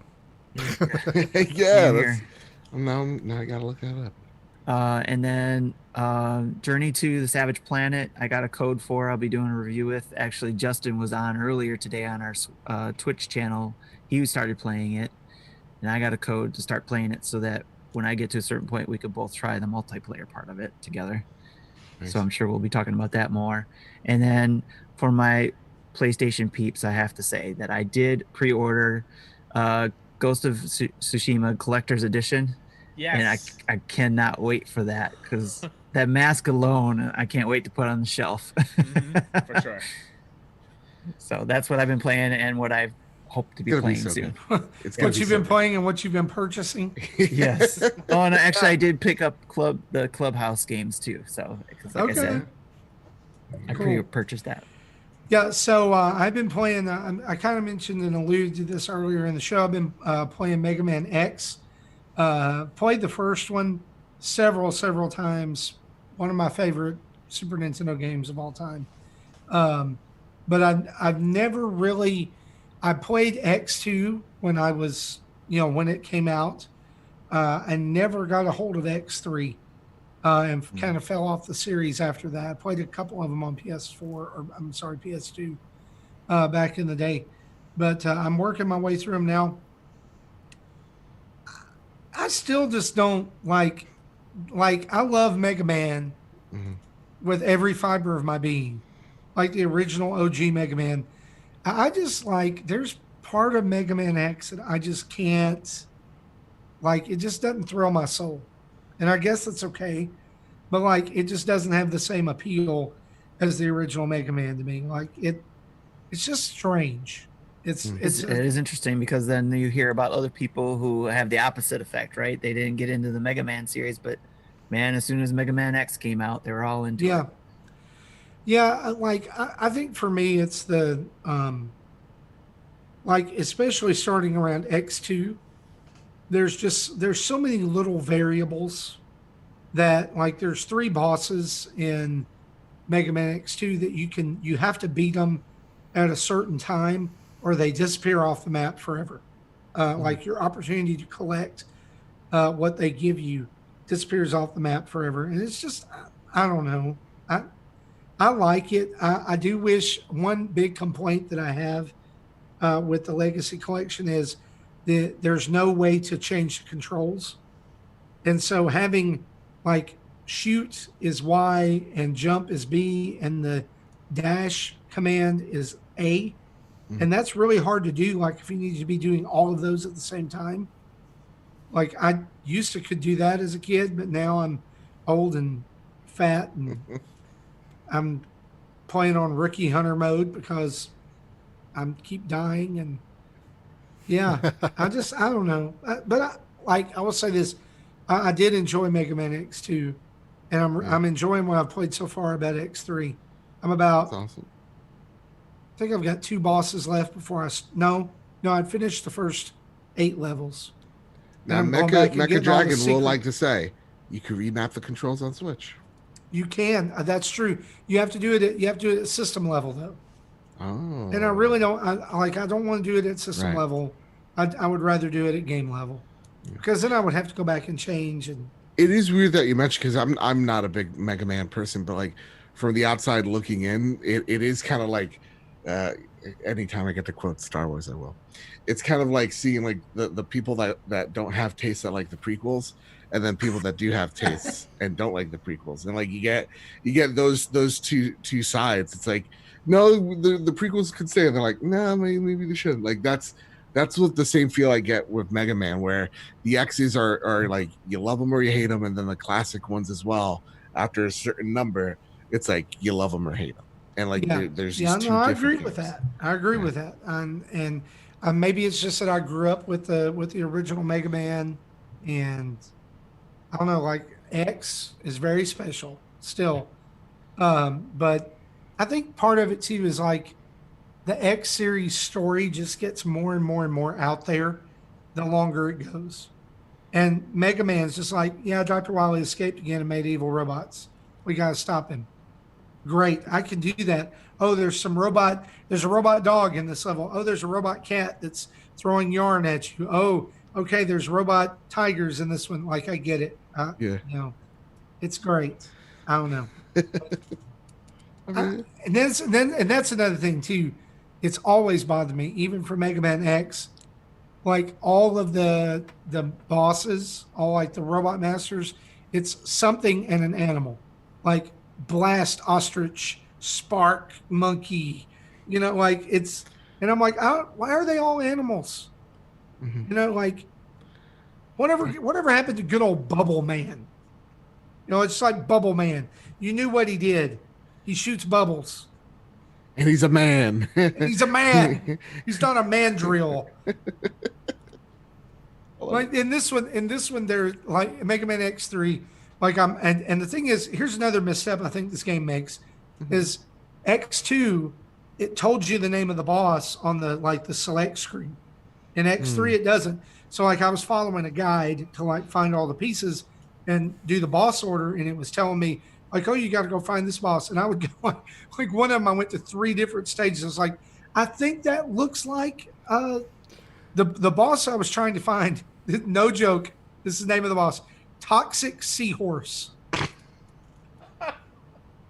And so I'm like, I think that kind of looks like a seahorse. No, that's Blast Hornet.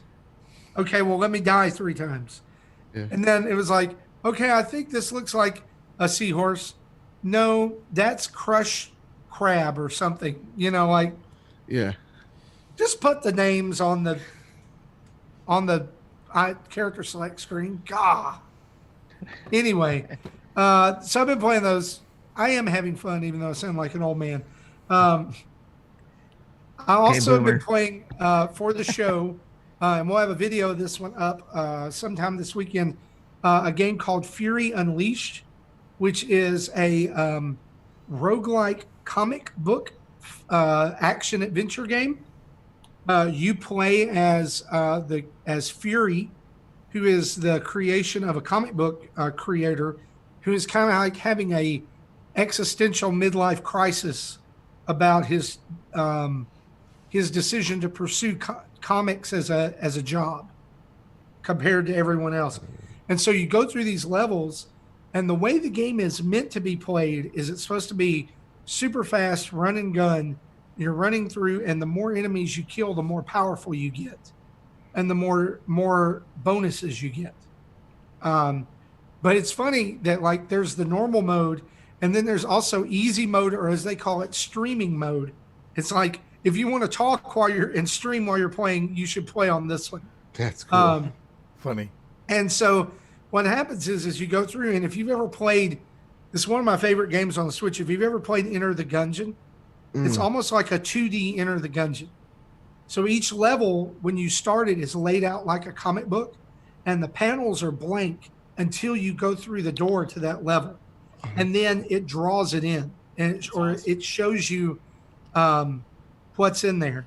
And there's bosses that are hidden in there and enemies, and you can unlock stuff like you can earn items that say kill 20 enemies before you leave this level, and this item is unlocked permanently, or you could buy them, or you get all kinds of upgrades. There's plenty of character customization. You can make your character look however you want them to, unlock stuff as you go along, and it's a fair challenge. I'll be honest, like when I first read about it, I was like, I don't know if I'm gonna like this. And the more I play it, the more kind of addicted I get to it. It's one of those games that you kind of go, okay, I got to go one more time. I got to do it one more time. So that's that. I've been enjoying it. I've also been playing the Wonderful 101 Remastered. Did that come out already? It is. Oh, nice. It was out for backers about 2 weeks ago. It came out this past Tuesday or Thursday, whenever games release on the system, because it's on PS4 and Xbox One now too. And this, of course, is the port of the Wii U game, the early Wii U game, Wonderful 101, where you play as a number of sentinels, and it's sentinels with a C, like centennial, because there's 100 of them, who can do this thing called a unite morph, where like you can use all of them and draw a picture or draw a line on the screen. And like if you draw a straight line and hit the A button, it'll turn into a sword. And like you're this little tiny guy swinging a huge sword made out of the bodies of your partners. Or there's you draw a circle and it turns into a big fist that's bigger than your body, and like you're punching through walls and stuff like that. So it's almost like a Power Rangers-esque, like that Sentai type show made into a video game with aliens and all kinds of outlandish stuff. You end the prologue. Speaking of outlandish, the end of the prologue is you're trying to save a school bus full of children that's out of control. And you get the children into a part of the bus. You disconnect it from the front of the bus that's then out of control. You get to the end of the line, and the bus is going to fly off an overpass and hit a school full of children. So you use the bodies of your partners to build a ramp that then launches the school bus into the air. Then you make the fist and punch it across the city into an alien spaceship, which falls into water and explodes and causes a rainbow to appear behind you. I'm going to stop you there. You could just say, and some platinum stuff happens. Yes, it is a platinum game. That's yeah. it. It's made by Platinum Games, so it's bonkers, but it's definitely super tongue-in-cheek, very funny, real quirky. It had a cult following on the original Wii U, and it kind of just got lost in the shuffle. It does retain some of the touchscreen elements from the Wii U, but it's missing the second screen experience where you can switch things real quickly. You can bring that up by pressing the minus button, but it's just not as intuitive. Yes, Tim. My son wants this for his birthday, which is tomorrow. Okay. He wants this, and do you think he'll get it? Do you think he'll get? Is this? Yeah, I do. I mean, it's aimed at it's poking fun at superheroes and then the Power Ranger type thing. Right. There's a story. It's not huge. It's easy to follow. I don't think there's anything out of line. Okay. It's got a lot of humor. And I think even on, I was playing on easy, and there's a very easy level. Okay. So I think it'd even be good for kids. You control that Unite Morph thing with the right stick. Okay. And they do other things too. It's called the Wonder Liner. And so you draw the line, or you do it with the right stick, and then you would have done it on, I think you did it on the original one with the stylus. Okay. Maybe you use the right stick too. I don't remember. It's been forever since I played it, but I will say there's not much of an upgrade here, as far as graphically or sound quality wise, because it was already in HD on the Wii U. It runs pretty well. They did add in a 2D mission for one of the Sentinels that was unlocked due to Kickstarter. So that's there. But I think overall, I think he would enjoy it. Yeah. Okay, cool. So that's what I've been playing. Go check out Fury Unleashed and watch for the video from us real soon. Guys, let's turn on the community spotlight. Why don't we?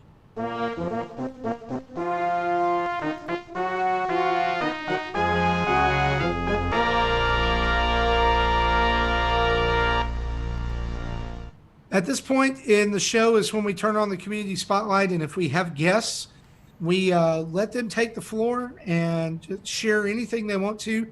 This week, again, our guests have been Joseph and Kyle from PlayStation Trophy Room. And gentlemen, it has been an honor to have you guys. It's been a lot of fun for you to be on the show. It's been an honor. So thank you. I've had a blast. And what we want to do now is just let our audience know more about you. And so anything that you want to do, anything you want to say about your show, about you guys, tell us how the show came to be. Because obviously you've alluded to you can't do local co-op play. So tell us how you guys met. Tell us how the show came to be. Tell us what's next for the show, how they can find you. And then Tim's got some questions for you guys. Man. And so at this point, I'm going to let Tim take over. You guys just let it rip. Okay. Kyle, do you want me to do? Okay, I'll start at the beginning. I'm ready. When you come in, you explain that portion. Sure. We got this. We're tag teaming this on the fly. So, hi, my name's Joseph, aka Mr. Badbit. I run a YouTube channel called Badbit Games and a podcast called The Trophy Room, PlayStation podcast made by the players for the players with my best friend Kyle. He's over there. Oh, you moved. Oh, hey, what's going on, buddy? Hi. Video watchers, he moved, and it's freaking me out. But yeah, so before The Trophy Room, there was a proto show, a beta show, just called the PlayStation Podcast. And I was just somewhere along the lines, I was just I really need to change this name because PlayStation will come a knocking one day. So I gotta branch out. I gotta actually be creative. And so my previous co-host left, and I needed to find someone who is, actually, let me even step back even further. I made this show because I played Horizon Zero Dawn, and I was just I love this game so much. I love what PlayStation's doing. This generation, I came in as more of an Xbox gamer, was converted into the PlayStation ecosystem. Just kind of I was kind of converted back into being also playing on my Switch. So after playing Horizon, I started up the show with one of my friends, one of my local buds, and they had to back out because they had a job and they were gonna get pregnant with a kid, and I'm like, that sounds awful. You know what I'm saying? Guys of the panel, people watching. So way to sit on a show called the Nintendo Dads show. Way to go. all right, I'm sorry. I bet All the adulting. Great. It's so great doing taxes. Anyway, I don't do them. Anyway, so they had to leave, and so I had to find someone who was passionate about PlayStation, that loved PlayStation, that had to love it more than me. Because again, I'm the hashtag fake fan. I'll play anything you put a controller in my hands. I think today hopefully proves that for you. So that's why Kyle, I met him at a Kind of Funny meetup. Yep. And in New York City, because that's where we're the New York City area. Tri-State area, yeah. Yeah, it was at the time like myself and a couple other Kind of Funny best friends who are like family to me now. We do Kind of NYC, which is Kind of best friends. Yeah. We do a bunch of like community meetups where we all just get together, go to movies and whatnot. And Joe was there one day, and man, he knows how to make you laugh. And instantly I was like, man, this guy's pretty funny. I want to get to know him a little bit better. And then a couple weeks go by, and he puts in our group chat on Facebook Messengers like, hey, I need a guest host for this PlayStation show I'm doing. Is anybody available? And I messaged him and was like, Joe, I would love to be on. That was my first ever podcast because I've just always wanted to talk PlayStation with somebody. And he had me on. I was super nervous. And then he asked me to come back, I think, a couple weeks later for another show. And then we just kind of turned it into the trophy room. And that's the funny thing, Kyle, is that like that was your first show, and like that it was at that point I was just like, okay, this like Kyle's the leading contender, right? I was like, at that point I would like, if you told me that was your first podcast, I'd be like, you're a liar. You're dirty liar. And then I had you back on, but like unbeknownst to you, going, okay, if this feels right the second time, because maybe it's a one and done, and if it goes right, then he's welcome aboard. And it was for PSX, man, shoe rested soul. And you did a little coverage there, and yeah, ever since that's been the trophy room. 2 years later, man. It's nuts. So yeah, we took the show, we renamed it. It's all about the greatness that is PlayStation and games in general. We don't hate on the trophy room. We love games, so we want to just talk about how much games mean to us. It doesn't matter. And who did your guys' artwork? Oh my gosh, the magnificent Adam Leonard. Who's he? Never heard of him. You know, he's 6 degrees of separation of Adam Leonard, right? He's a small up and comer, but seriously, it's been 2 years, and the one thing with the trophy room that we try to do, first off, kids, it's not for kids, especially the latest episode. Joe is, I have to rein Joe in a lot. Try a lot. This episode, I'm like, man, I cursed way too much. What I'm showing is like, I think the first piece of art we had Adam to do for us. Oh, that's cute. That's awesome. That's awesome. It's sentimental. Yeah, like Adam's so talented. And so like the one thing we wanted to do with the trophy room was, yes, it's celebrating PlayStation, but it's also celebrating games. So when, you know, I poke fun at Xbox, like it's super tongue in cheek. You know, it doesn't even mean anything. And we try our best even to shine spotlight on when Xbox does great things like Game Pass. So like we're really adamant on, you know, we see a lot of content creators who, you know, just because you like one thing doesn't mean you have to ignore or hate everything else, you know? And that's what we try to do, is we try to bring everybody in, because we understand that there's people that, look, Tim, right? You're a Nintendo dude. And we want to make sure that you're listening and you're having fun with us. And whether you're an Xbox player, you could come in and we could joke around, we can have fun. It's not for kids. All right. I do need this. Why are you pointing at me? Why are you pointing at me? Amy can't listen. What's that? No, not little Timmy. Also, it's a good point to say, like, we're not afraid if Sony messes up, we will call them out on it too. Yes. We're not a praise Sony at all times type of show. I think what really showed it, I even like what we're seeing right now with the PlayStation 5 reveal. You know, we kind of hold our we're a very emotional bunch. Yeah. So like when it came to the crossplay, you know, we called him out on it. When we saw all the Xbox Series X stuff and nothing for PS5, I questioned it. And you know, Kyle kind of reining me in. And it's those conversations, even having a lot of Xbox folks on our shows, because we don't want, you know, a show to be constantly like, let's pat each other on the back, talk about how awesome everything is. We want constructive conversations, and that's what the trophy room really provides. So I'm really happy to see where it's been 2 years later, 2 years and some change later, and seeing. And it's not only just the trophy room now. Now we got the Road to Greatness, where we play like specific PlayStation games and we rank it on a trophy scale, from bronze to platinum. We've done Death Stranding. We've done Uncharted Lost Legacy. I had a blank real quick.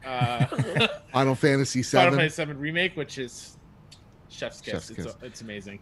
And we're doing Last of Us this month, so it's gonna be fun. Last of Us Part 2 next month, and that's a patron first show. We're super excited about that. We got also like top tier, where it's the mission is we're trying to make the best worst top 5 list possible. That's Joe's real salty about that one because I beat him in these. Kyle goes real mad. He goes hard because I'm coming in. I'm like, I think I got something good. I think we're gonna have a fun show. And then these hosts, there's always a guest host every month. They just feel bad for Kyle. They're like, Kyle needs a win. You were gonna give him it all, you know. But no, that's the trophy room, man. It's a podcast made by the players for the players. That's something we always try to remember. Well, from a listener's perspective, because I'm one of your listeners, and yourself. Found you guys because of being a 2-console gamer, pretty much, you know, where it's obviously Nintendo doesn't have all the games that I would love to have on there, so I have to go somewhere else for them. EA, excuse me. So no, but I mean, we've talked about that before, especially recently because EA is starting to bring some stuff over. But Apex is coming, don't worry. Yeah. But so PlayStation is my other console. Justin keeps telling himself that. Yeah. He's hoping for that one. He sees it coming because of the mobile version and all that kind of stuff. So, but yeah, PlayStation is my other place and to go to. And I have other PlayStation other PlayStation podcasts I listen to, but you guys are the ones I really listen to the most, especially when I was driving to and from the work. I miss you guys because I don't get to listen to it as much as often because I don't have to go to work right now. But it's the reason why I listen to you guys, because the chemistry you guys have, and even for it's not for kids, you know, like Kid check. Kid check. This one's just for you. There's a shirt for you. Kid check. Kid check. Yeah. With the finger. Yep. I've had the podcast come on while I've been in the car with Sammy, either from picking him up somewhere or waiting for the bus to come, and you guys, you know, will say something and he'll ask a question about it. And let's rephrase before. That. Not you guys. Joe will say something. Oh, sorry, yes, Joe. Hi.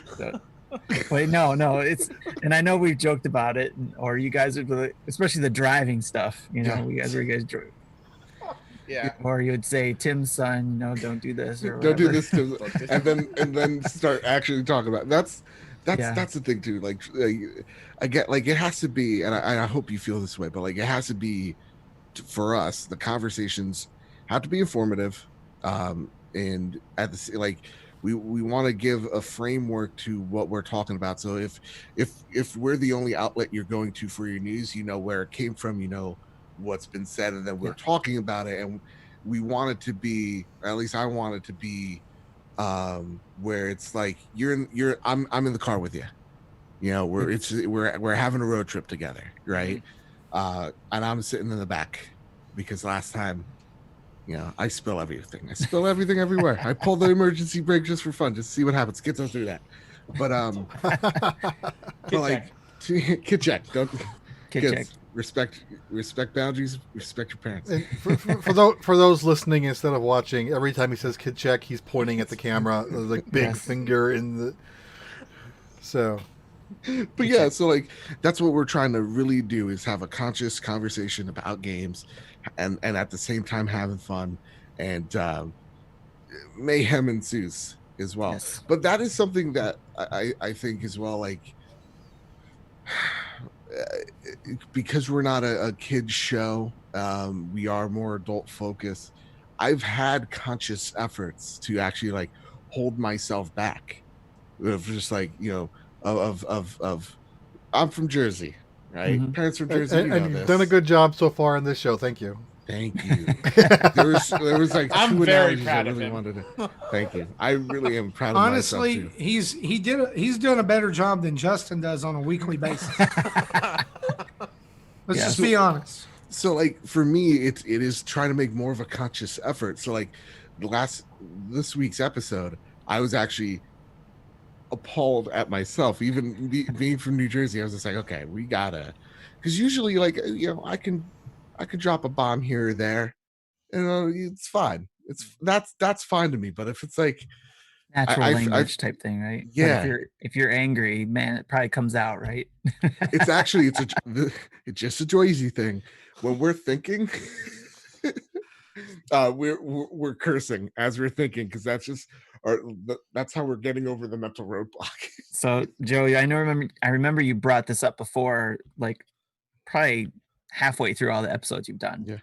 And you brought up your concern about the swearing and whether you should do it or not, and whether you should be family oriented or whatever.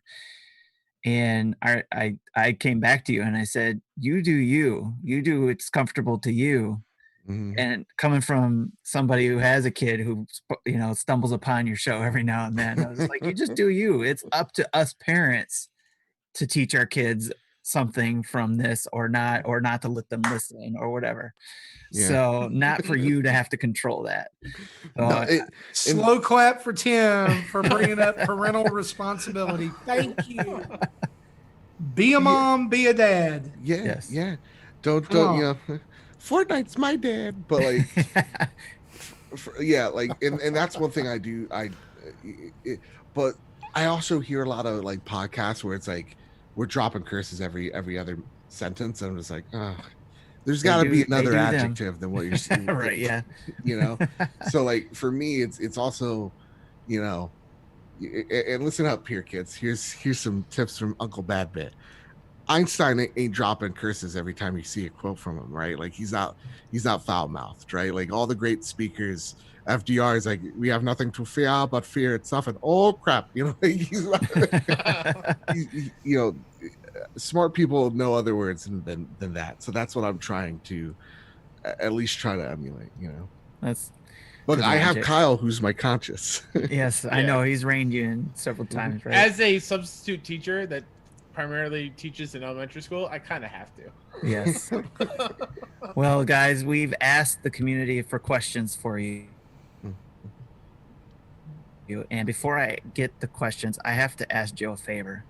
I've got to hear the voice. In order to hear the voice, I need to hear the voice say, questions for the trophy room, please. Which voice are you asking for, Tim? The movie voice. Okay. We're not going to ask for the other one. I can appreciate that one. We're not allowed. We're really not allowed.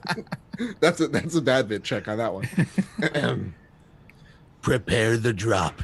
Each and every week, well, maybe when they have guests on the show, they ask their rewind. Prepare the drop. Each and every week, or sometimes when they have guests on the show, the Nintendo dads have a list that they ask their audience to give to their guests. There you go. This week, Tim Olf gives Kyle and Joseph the ultimate questions from the audience. Yes, thank you. Thank you. I feel like I should be like $10 poorer, and that I should have popcorn and a Coke. Well, there's the Red Dead Redemption voice too, you know, but we won't go there. Yeah, let's go. Let's get into it. The sandwiches and all and that. the creepy horror voice too. Yes. And all I can do is Dusty Rhodes. It's a damn good Dusty Rhodes. All right, so the first question comes from Michael Burgett. Asks, we know PlayStation has trophies to acknowledge achievements. If Nintendo came to you and said, we would like to do a program that acknowledges achievements in game. What should we use? How would you answer that? I'm gonna say something that is controversial. Nintendo doesn't need trophies. I don't think they do. Their games, and I think it's because Nintendo wants you to play the games the way that you want to, and not have a script define how you should play that experience. Can you imagine if Animal Crossing had trophies? What would it take Say to something platinum here, that? and this is probably gonna not sit well with some people, and that's okay because I say things on the show all the time that doesn't sit well with people. I think that achievements and trophies are some of the worst things that ever happened to video gaming. Oh, Interesting.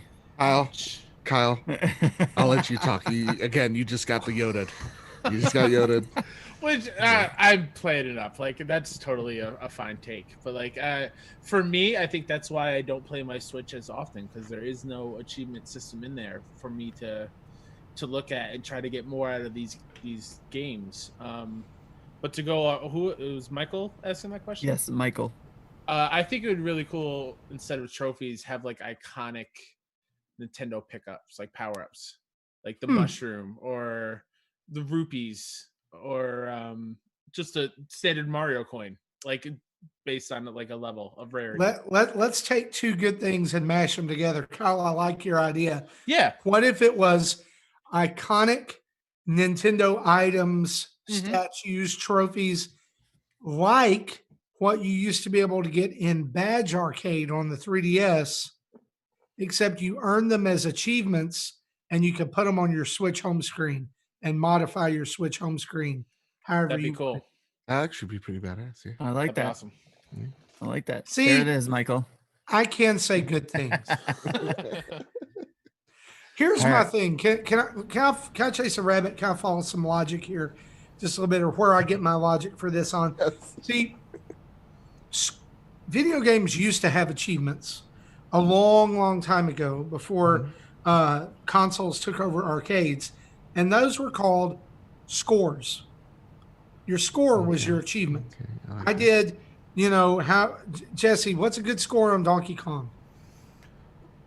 My record is a little over 100,000, which I've made once. So I think There most you go. people. So, I did 100,000 on Donkey Kong. What'd you do? That's an achievement. Beating a game, seeing the ending, used to be an achievement. And my problem with it is not that there's so much that there's achievements. It's that some people think that the achievement means that they're a better gamer than other people. Yes. And that they have a higher authority. If you guys, I don't know if you guys remember many years ago when the Xbox 360 first came out and they added in achievements, the achievement that you got are people buying the King Kong game, which was ridiculously stupid and bad just to get the gamer score. The right? Avatar, the Last Airbender game was like that. Yes. And like, it's so funny to me that like, I get that like, okay, like let me change gears on this. Let me say this. Like, I think anybody who can platinum a game on PlayStation, that's BA. All right. Like, I get it. That's awesome. Cause like some of those challenges to do that, that's huge. Like to do that stuff, that's awesome. Yeah, my son just started doing that. He's platinumed the Persona 3 dancing game, the Persona 5 dancing game. I think he's done Royal, Peace 5 Royal. But let me say this. I don't need an achievement. I don't need an achievement, and I don't need a trophy for starting a game. And you get those. It's like the journey begins. Oh yeah, no. 10 points. And then you look to see how that's stupid and it's arbitrary. And then you look to see how many people's done it, and you'll see only 55% of the people gotten it. Like, why do you buy it and never play it? Right. So like, I think it's a double-edged sword. Like, I think that done well, achievements can be good, but I think that for the most part, they're not done well, and I think it cheapens the experience. And I love what Joseph said. I think it's Nintendo wants you to play the game the way you want to play it. Find your own way through Mario. Do this or do that. But yeah, I mean, like, I would like a little bit of something, I guess. But I just think that we got to a point for a little bit in gaming even where it was just all about that. And So I like trophies. I don't have achievements because I don't. Well, I have an Xbox thing, but I don't have an Xbox. So, but my main thing is the trophies. I like those, and I like them because it shows. It's easy for me to look back on and say, what did I do in that game, and kind of like remind me, oh yeah, I played, Infamous and Infamous 2, and this is what I did. I only did the good guy side, not the bad guy side, so I got 50% of the trophies. That type of thing, and gives me incentive for me to go back and say, okay, normally if I beat the game in like Infamous, where you beat the good guy side, but you want to go back and replay the game so you can see what the bad guy side looks like, that would give me some incentive for me. But also it's the history it gives to show you got these elements from the game. And I don't go into a game just for the trophies myself. If I get close, I will. Like I did that with what was the one for the Vita? I think Joe, Gravity Rush. Yeah, Gravity Rush. That was the one I actually got close to and tried to get as much as I could with that one. Great game. Yeah. And that's the thing. I have to, and then we'll move on to the next question because I don't want to hold Kyle up here. It's 2:00 in the morning in the East Coast. Kyle's You're also on the East Coast though. We're all on the East Coast except for Jesse. Oh, and Marty. Jesse. Sorry. Oh yeah. So but I have to love the game and I absolutely love the game to platinum it. To go out of my way to platinum it. So like I'm holding this up right here. Kyle, you know how many days it's been? 1,827 days. Don't even worry. I got it for you. He got it in. Kyle, he got it in on the Nintendo Dad show. Bloodborne, right there. One of the best game ever. Just made. Yeah. Well, Don't before we move on, I wanted to throw in that I don't think I've ever gotten a platinum, but if it's a game I liked, I will go through the trophies just to experience more of the game. Like the King's Quest game that was out 4 years ago. I think I got most of them just because it was a game I liked and I just wanted to get as much of it out of it as I can. And one of them was pretty funny. You do this one stupid thing that's completely meaningless, and in fact the game narrator kind of ridicules you a little bit for it. And the narrator is like Doc Brown's voice. And but you do it like the 7th or 8th time, and he says you must think you must deserve a trophy or an achievement for doing this, and then cling, it's a trophy or an achievement to do awesome. that event. Yeah. I'm not gonna say every trophy list is perfect. Like that, I think Christopher myself Lloyd, and Joe, myself and Joe have gone on this. Like any game that has like hit level 55 in multiplayer, I'm out. Like if I look at a trophy list and it doesn't seem fun to me, I will not complete it. But I'm not in the past, I wasn't above buying like My Name is Mayo and just tapping the screen 1,000 times to get an easy platinum because I've done that.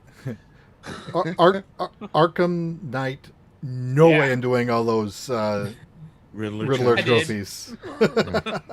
I did it in Origins too, but like that's where I'm at now. Is like I'm with Joe. I gotta love a game, and for me, platinuming it shows it kind of like a respect. Like I respect what you did with this game. I'm gonna platinum it, and kind of like a badge of honor type thing. Yeah. All right. Next question from Marcus Sellers. He asks, "What does everyone think the price point of the PS5 will be? Will it also be the same, higher, or lower than the Xbox?" Kyle, what do you use your answer? I feel like they're in a tug of war. They're just waiting. They're waiting for Xbox to come out first with the price. I think it's going to be 500. Yeah. I think 500 is the number. I think they could probably go lower, but they'll be losing a lot of money. So I don't think they will. I think 500 is probably the sweet spot for them. Yeah, I think that to answer your question, Mr. Sellers, whatever the price of the Xbox is, that's what it is. So I think they're willing to go low enough at 400.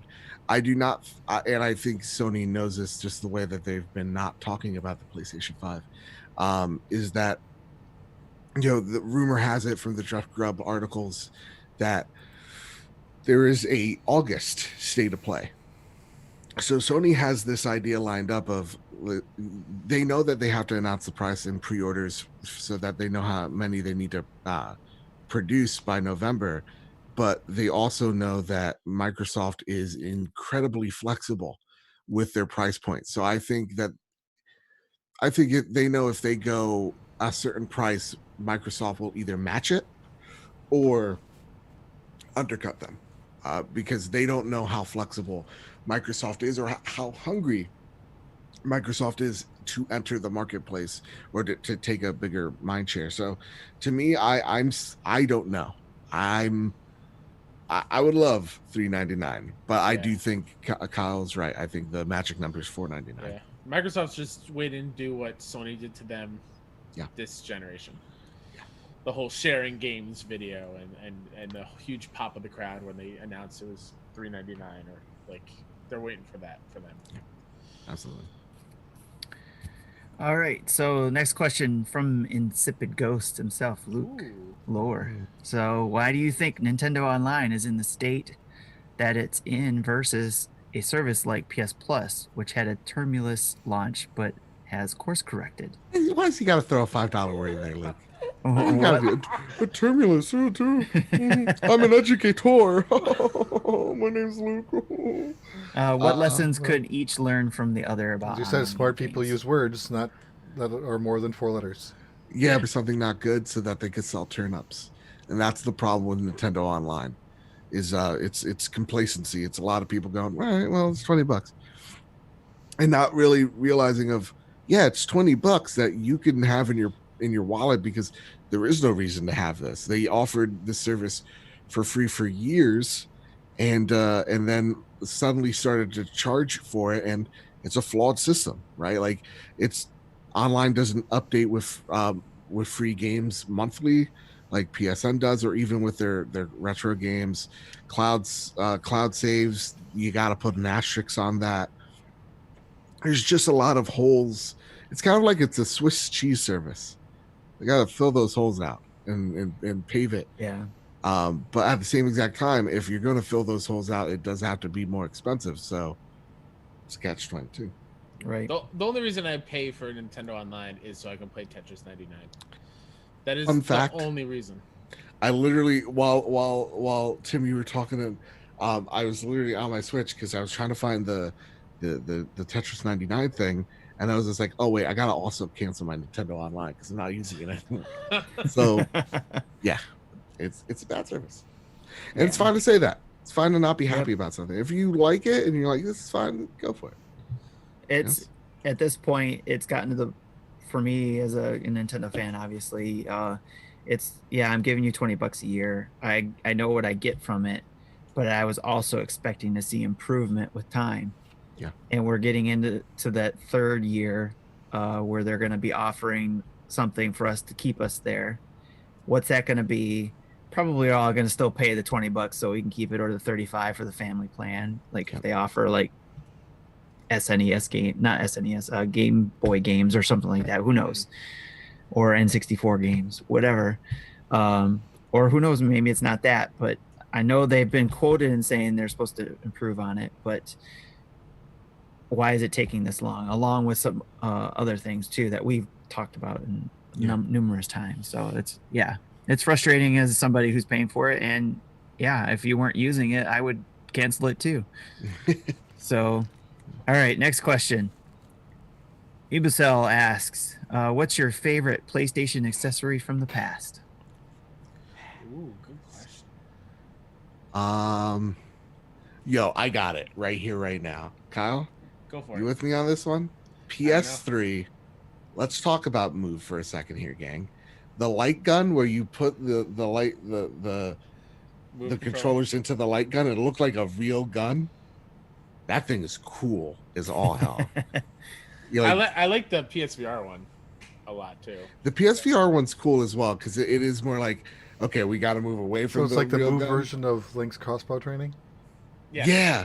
Yeah, it's but like crossbow training too. Yeah. Every time you're about to play like SOCOM, you're gearing up and you're like, mom walks in the room and you're like, I'm just nothing but shame, and I'm like, Mom, I gotta gear up. It's war here. It's war in the living room, Mom. That is That is an awesome accessory. One though, if I could cheat, my favorite accessory so far is the back button attachment. It's fantastic. I love it so much. That's right. Yeah. So when I think of PlayStation and like accessories, they don't really. I don't have good memories with them. But all the accessories from old PlayStation are tied to a specific game, like the Dance Dance Revolution dance pads, or like Rock Band, just in general, Guitar Hero. But shout out to the PS2 multi-tap, where you can play. You can plug in 4 controllers and hold multiple memory cards. I was going to mention that one. That is. I had one specifically where it also had slots where you could put your PS2 games in on top. Yeah. It's like, man, that thing was really, really cool. I actually found my old memory card in my room last week. I was like, oh my God, I want to know what games are on here. I need to go to eBay and find an old console. I remember I bought a multi-tap for PS2. I had a PS2 Fat. Didn't know that they had the Slim version out. And when I bought the multi-tap, I bought the one compatible with the Slim. It wouldn't work with mine, so I had to return it and find a different one. Yes. PlayStation accessories, bad history. Wonder Book, awful. iToy, it was a stepping round. My kids loved iToy. My kids liked iToy back in the day. Yeah. I was gonna say nobody's gonna mention the PlayStation Eye, or the PS camera. That's what we're talking about. Yeah, no, I mean just so you could have the video chat rooms when PS4 first came out. The PlayStation camera. Yeah, gotcha. Those are kind of like that's a. Like I got one up there. I mean, it's for PSVR, but like that one serves a purpose where like when I'm thinking of accessories, I am thinking this is useless. This is in a basement somewhere, you know? Yep. All right, we got 2 more questions. Okay. All right, next one is from Mecha Dragon 101. What characters would you want in a new PlayStation All-Star game? And I know you guys answered this before, but definitely what would you want in PlayStation I give this all to Kyle. Who do I not want in PlayStation All-Stars? I would love Cloud to be properly in All-Stars. I want Crash. I want Aloy from Horizon Zero Dawn. I want Joel and Ellie as a combo. Atreus and Kratos. Shout out the to Ice Tomba. Climbers. Yeah, sure. I want Tomba from back in the day. That would be super cool. Do you think they'd ever get some crossover from other brands, kind of like Smash has? Yeah, would we see a Joker or Hero? That would be cool. I think it would be smart of them to do that at this point. Because, let's be honest, PlayStation is lacking in the mascot department. So I think they would need to loan some characters from third party. Like, could you imagine if they got Batman and Spider-Man and you could fight against? Oh man, that'd be cool. That'd be crazy. Real talk. All Stars 2 is dead. We have to live with this. Okay, I'm all about. Listen. The only good thing one about of my predictions, by the way, Joe, in this week's episode. I knew it was. I was really surprised it wasn't. I'm all about letting the past die, kill it if you have to. So All Stars done says, right? Wait, but you go every week and remind everyone how long it's been since Bloodborne. Let the past die. It's a good game. It's good. It's legitimately great. I got to go with Joe on this one. PlayStation All-Stars was garbage. I know it was garbage, but I want it still. So what I would say instead is we need to come to grips and come to terms with the fact that Super Smash Brothers is just superior. It is history in a video game for video games. Give me the easy one. Is to say Crash. I'm just gonna say it because it's almost 2 a.m. So Crash is definitely it for me, because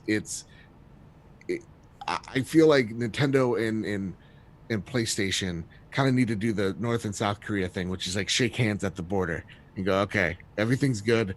We patched up old beef. It's all good, So I think Crash is the perfect middle ground because it's technically not Sony, but when you see Crash, you think of Sony. And so I think that's the perfect middle ground. Put Crash and Smash.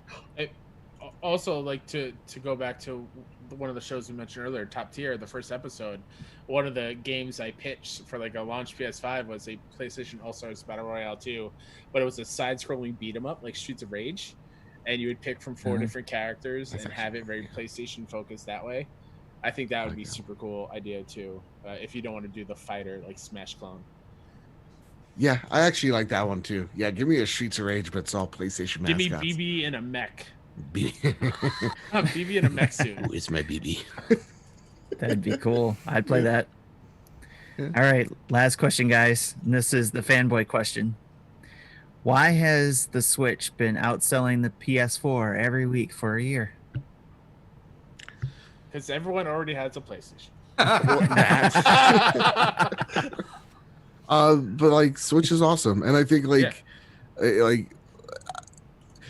I like this question because it does prove, instead of making weird noises in the mic, it does prove that there's always this power narrative of like what's more powerful is obviously the best console, and seeing the Switch which has just never been true, and seeing the Switch eat everyone's lunch because it does what I think.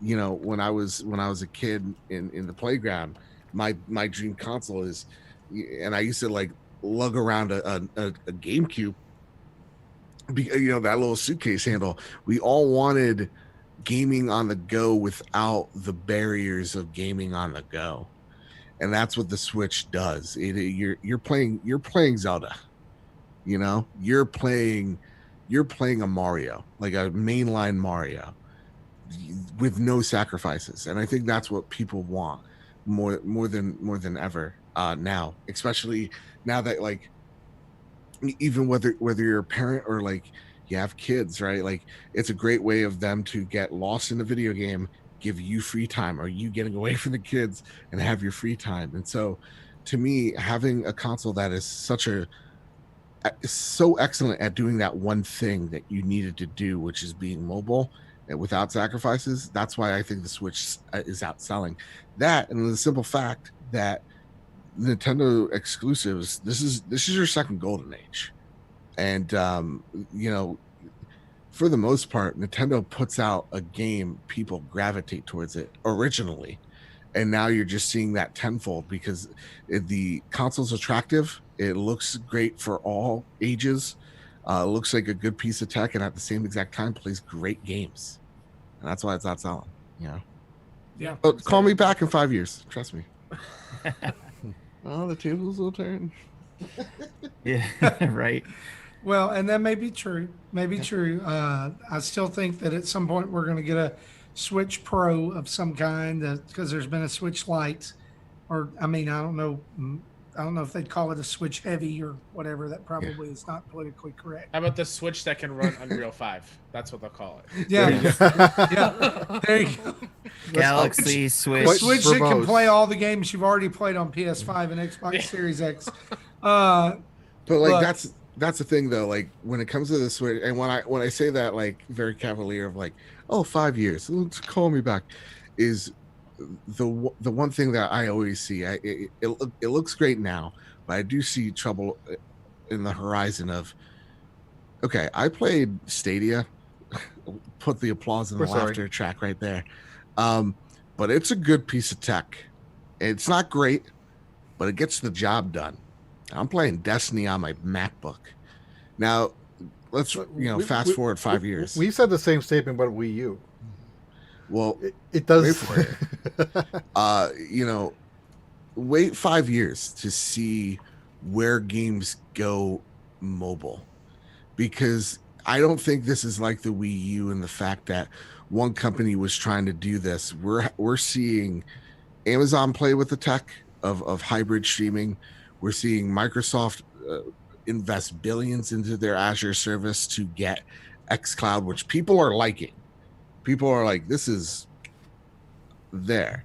And you have Stadia that is a capable service, but incompetent marketing. So where we are right now is laying the foundation to whatever the market dictates 5 months from now, 5 years from now, or 10 years from now. So that's the one thing is how, and not to say that Nintendo's in trouble at that point, but like, how does Nintendo pivot once if streaming catches up to them? That's going to be really interesting. Yeah, we talked about that on our dinner table show this last episode.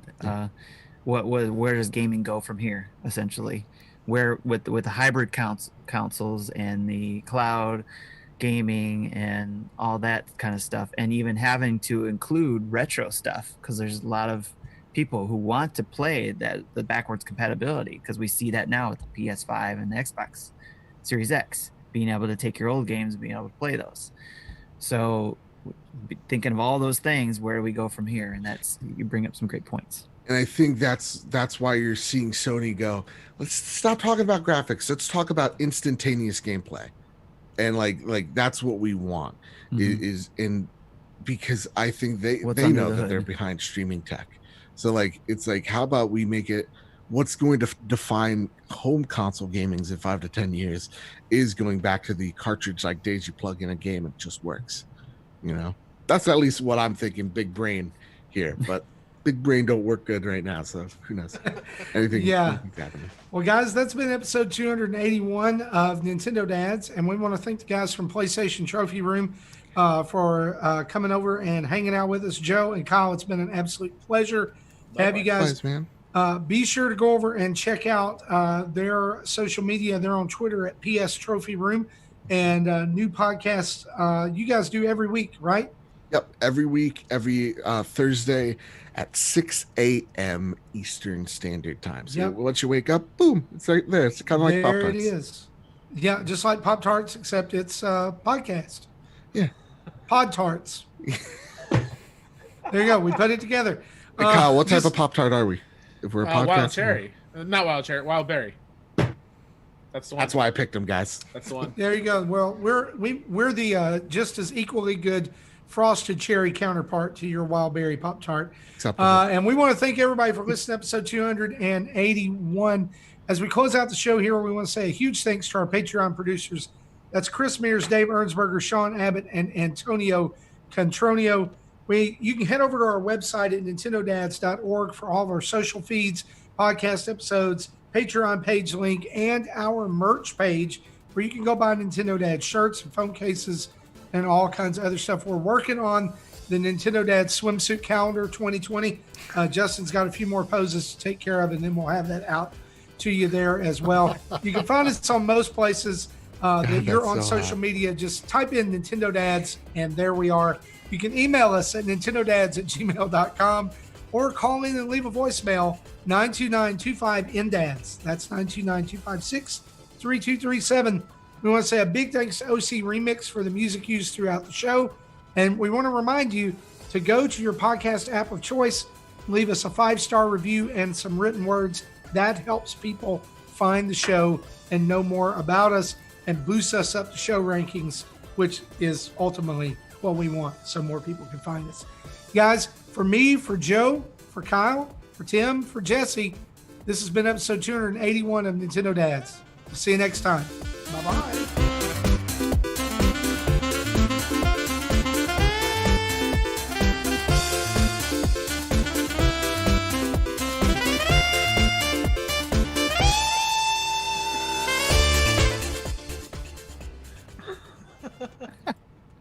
Thank you for listening to Nintendo Dads. We sound like the goddamn Nintendo Dads all of a sudden.